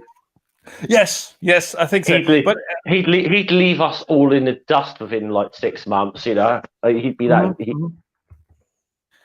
Yeah, but he's kind of an embarrassed person. He's very private. So yeah, about stuff like that. So that would be the reason why, I think. Yeah, but I just found it very strange that you got all these people that I know that willingly go on YouTube and like what we do, and suppose it's just the public. Yet it seems a lot of us are actual like real introverts in real life. I've noticed that about people who are on YouTube. Oh yeah. You know, I absolutely I love these live streams, and I love to participate in them. One of the reasons why I absolutely love live streams on YouTube is you don't actually have to be next to a person. Yeah.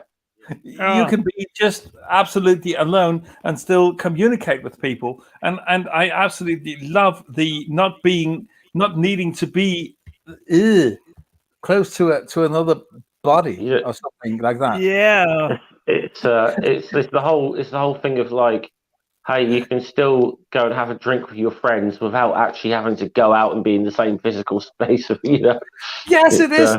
It's really weird. But I've also noticed once a live stream like this ends, when you close down and you leave it, you suddenly feel so alone.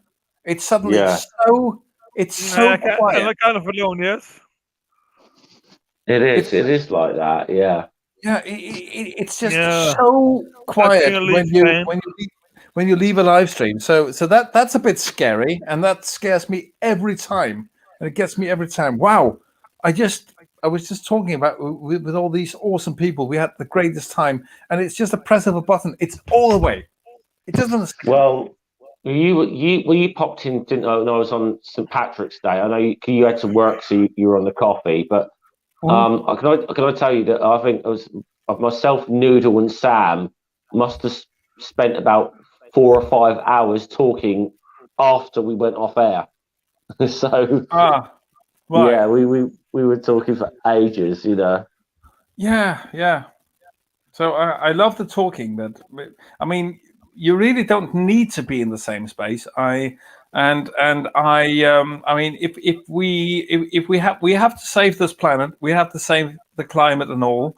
I really hope that there will still be energy to fuel the internet, because the internet, if people would just be using it properly, we wouldn't need to go by airplane all over the world. We can just be together online. Yeah, it works for me, at least. Yeah. Whoa. I mean, I don't need to go to Italy. I really want to go back to Rome, but I don't really need to. And if I wanted to practice if I wanted to practice my Italian, I could look up some Italian people and practice with them. Sorry, Gilda, what do you want to say? I wasn't going to say anything, but I believe you are very. Just keep talking. Okay. Have you ever been to Italy, Gilda? What? Have you ever been to Italy? Italy? Yeah, I have actually. I was back in high school at HF. Right. That's actually a good story. That's actually a story about.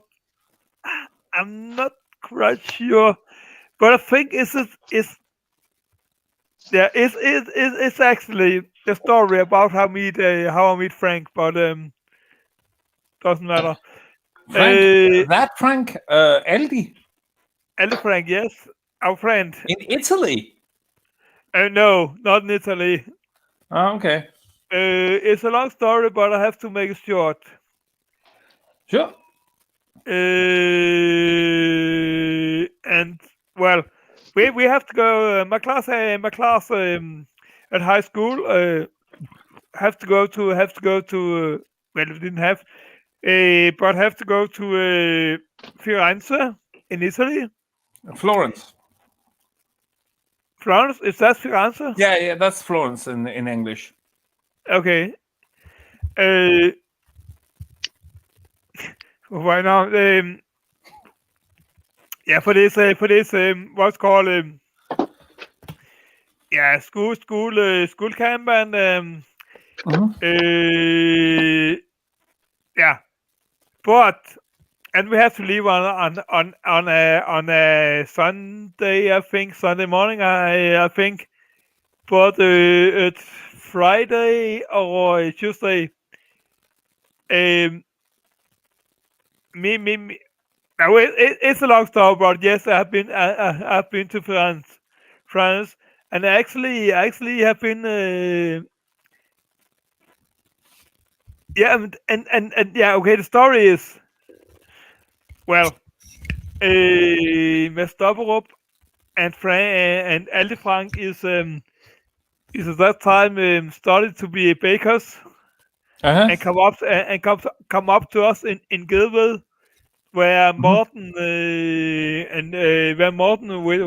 is Mestopperup's little brother. I think you met him. Yeah. To make a short story, they came up there with some very some brews from what's called some strong rum. Rum.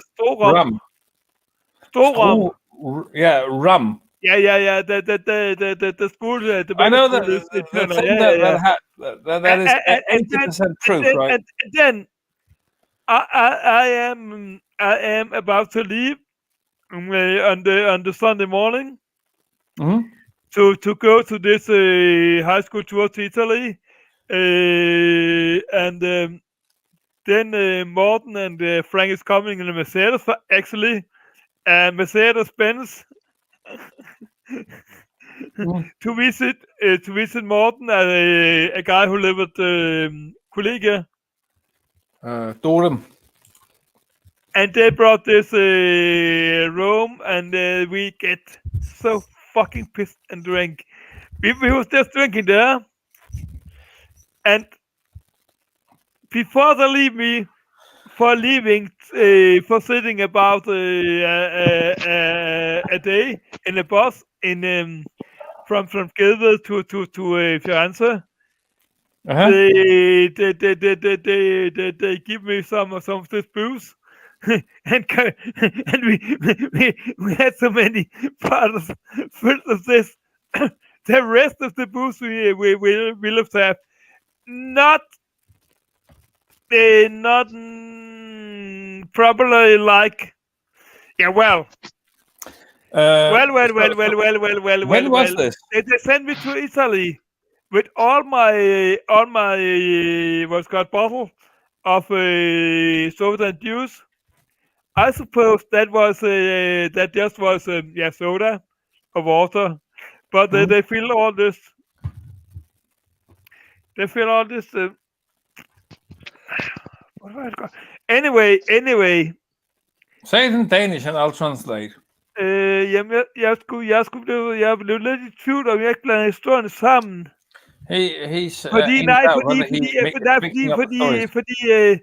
Fordi Mads og Aldi Frank, de havde jo finsprit med. Oh goodness. I'm not sure if så skal vi passe på at ikke blande historien sammen med. Så skal vi passe på at ikke blande historien sammen med, altså Roskilde-historien. Og det er den, der de skal have. Okay, how many beers have you had yet? 8. 8? Okay. This week. Okay. Okay, it's no wonder you're getting the stories a bit confused there. But you've been to Florence. Were you in? Did you see the cathedral? Yeah, of course. Absolutely. Which one? Fabulous. Well, there's two that I know of in Florence. I've been in both of them. Well, I only remember one of them, the famous one. The big one, yeah. The orange patterned. The Brunelleschi dome. Exactly. Yes. Yeah. Yeah. I've been in both. Yeah. There's a smaller cathedral which there's some like the smaller one. There's just some of the famous artists like Donatello, and that is buried in there. I probably was there as well, but I don't remember as well. That was back in high school. We went to Florence and Rome. Yeah, I did Venice, Florence, Rome, and San Marino in a week. So okay.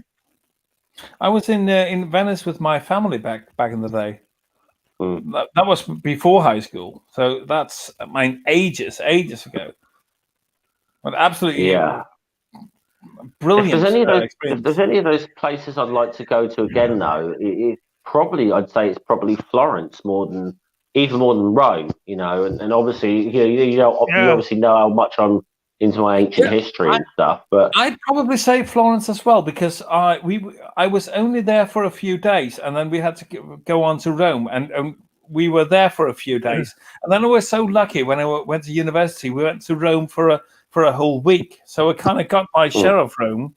So I'd say the same. But the thing is about Florence, by the way, it's not that big a city, so you could actually get to know the city very well in say a week's time. While Rome, I mean, you don't even know where to fucking start, do you? No, you don't. Because there's just so much, which is awesome, but also overwhelming. You have to go to Rome, Gil. Rome is the fucking best city in the world. I mean, those are the two cities in the world that are constantly competing of being the coolest city I've ever been to. It's Rome and brace yourselves, because you wouldn't believe this, but the other one is Glasgow. Yeah, just weird. That's one place I've not been to is Glasgow, and I love it. I love Edinburgh. I've been to Edinburgh a number of times, but I've never been to Glasgow yet. Glasgow is. I mean, it's everything that Rome isn't. It's a relatively new city. It's mostly concrete.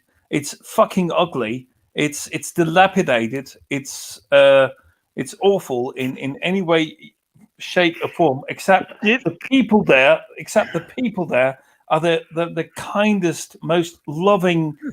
Lovely people you could ever imagine. The Scots are awesome, though. The Scots, by and large, are awesome. And you can't understand. You can't understand one fucking thing they say. Right. Nothing. Oh no, especially in Glasgow. But no, I told you I was because I don't tell you I was actually born in Scotland. I was born in a town called Dunfermline, which is about 10-15. Yeah, it's about 10-15 miles north of Edinburgh, just over the. Actually, I can tell you this. One of our favourite YouTubers lives in Dunfermline. When I actually finally got to be in a hangout with him and speak to him, he was like, it's Fight the Flat Earth lives there. I thought he lived in Fife. But Dunfermline is in Fife. Oh, I see. And okay. I don't mind saying that because he's been open about the fact that he lives in Dunfermline. Yes. Because the reason he suddenly realised I knew what I said about Dunfermline. I remember saying to him, so whenever you get Team Skeptic over to the UK, you've got to take him to the creepy wee pub. And he said, you know Dunfermline? I said, yeah, I was born there. I was like, yeah, I know Dunfermline. That's another great thing about FTFE. I mean, if you engage with him on Facebook, I've done a couple of times, he will respond to you and he will have a chat. Awesome, because he's just like that. I mean, first time was when I friended him on Facebook, and he accepted my friendship, and I had a chat about him and his channel and what I liked the most about him. Another time, I contacted him because I had a couple of questions about the Xbox, because I know that he also has an Xbox, and I had a few questions of what he would recommend if I wanted to purchase this or that game, and he was just yes, of course he would. Of course he would answer my questions, though we don't even know each other.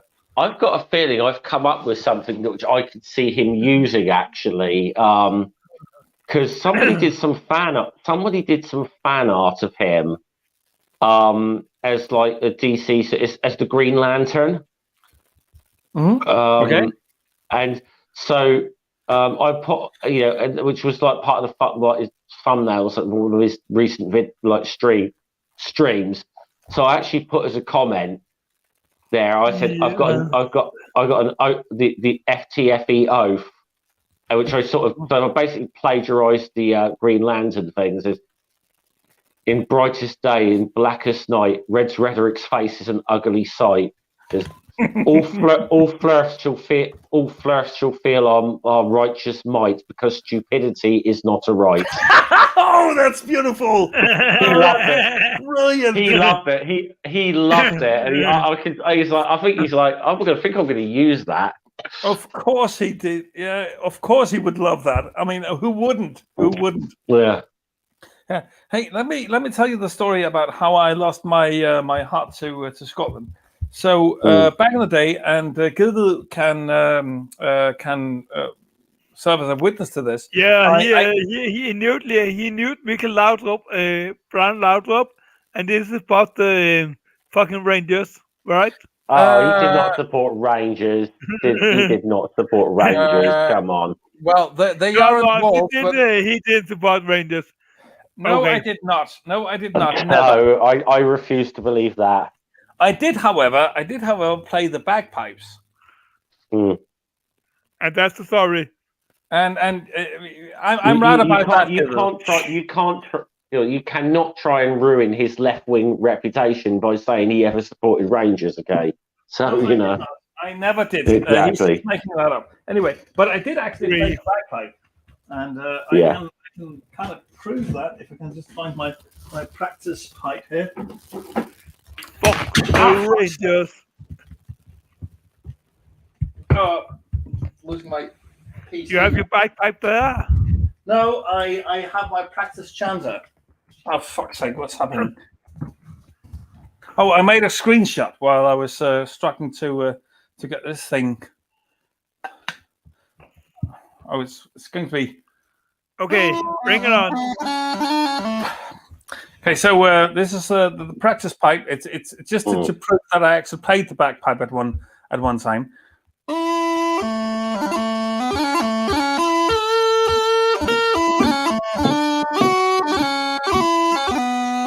Scotland the brave.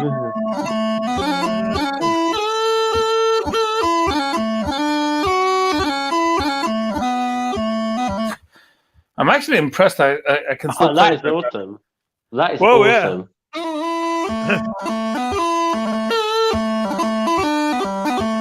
Okay, that's one.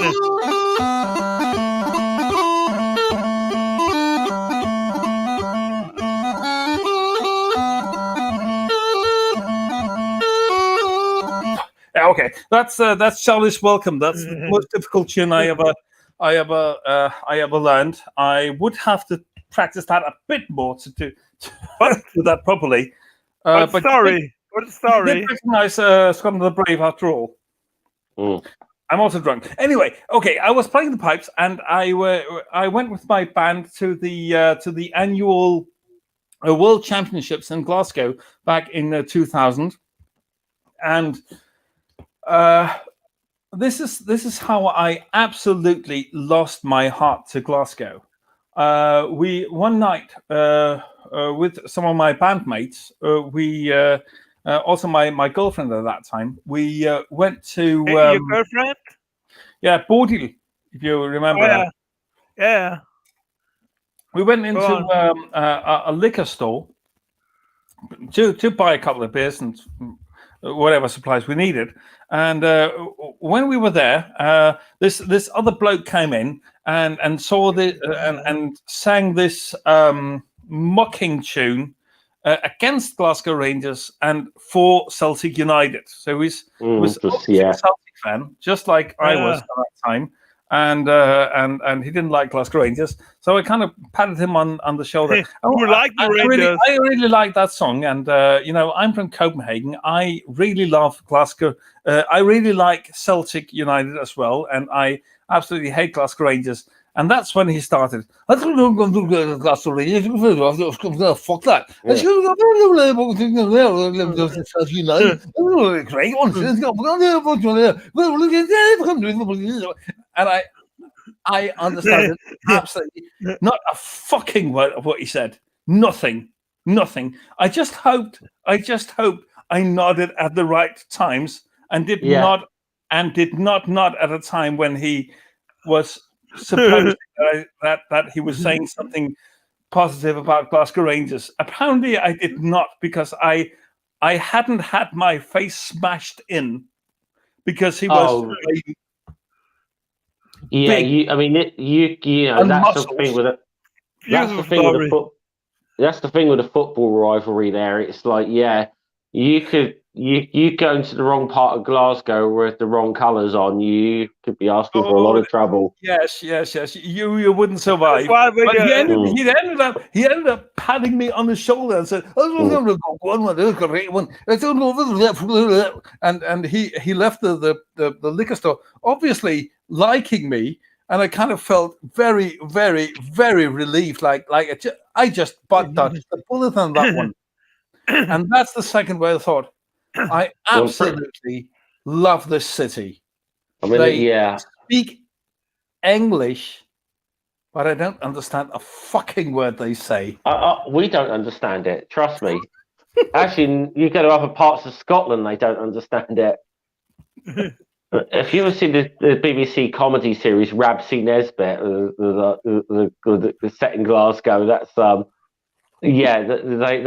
people don't realise that's kind of how they talk there. I mean, and the thing that actually ruined that experience a bit for me was when I discovered Del from Beyond the Imaginary Curve. No. Not all Glaswegians, I guess. No, he's every country's got to have one. The worst thing is he's a Celtic fan as well. He actually published a video where he went to a Celtic game and asked people outside the stadium whether they believed the Earth was flat. Oh, Del's something else. He really is. It was awful, and nobody. I mean, I almost felt sorry for the guy because everyone thought he was a fucking idiot for good reason. But I mean, still, he's a Celtic fan. I don't know. Now, has Ranty left Flat Earth now? Because I think Ranty's actually started a new channel with Conspiracy Cats. They're actually working together on something. Yeah, I know, but that's not Del. No, I know. I was just thinking about Flat Earthers or whatever. I mean, I know Ranty's always been at the more likable end of Flat Earthers. You know, he seems like someone you could have a conversation with. But and also Del shared some charity for a was that a cancer sick child or something? Yeah. At one time, he did something that was really, really, really lovable. Actually, so and Conspiracy Cats also, I think it was Conspiracy Cats that made me aware of that.